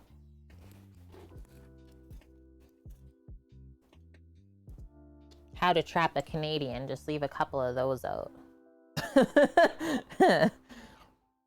Oh, is Cosmicat still on too?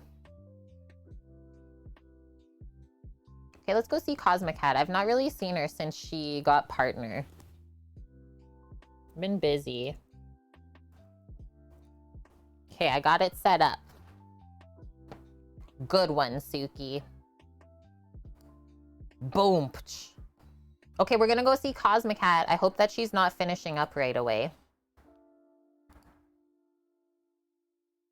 Today, oh, they're playing GeoGuessr and just having a chill Friday stream. I like that.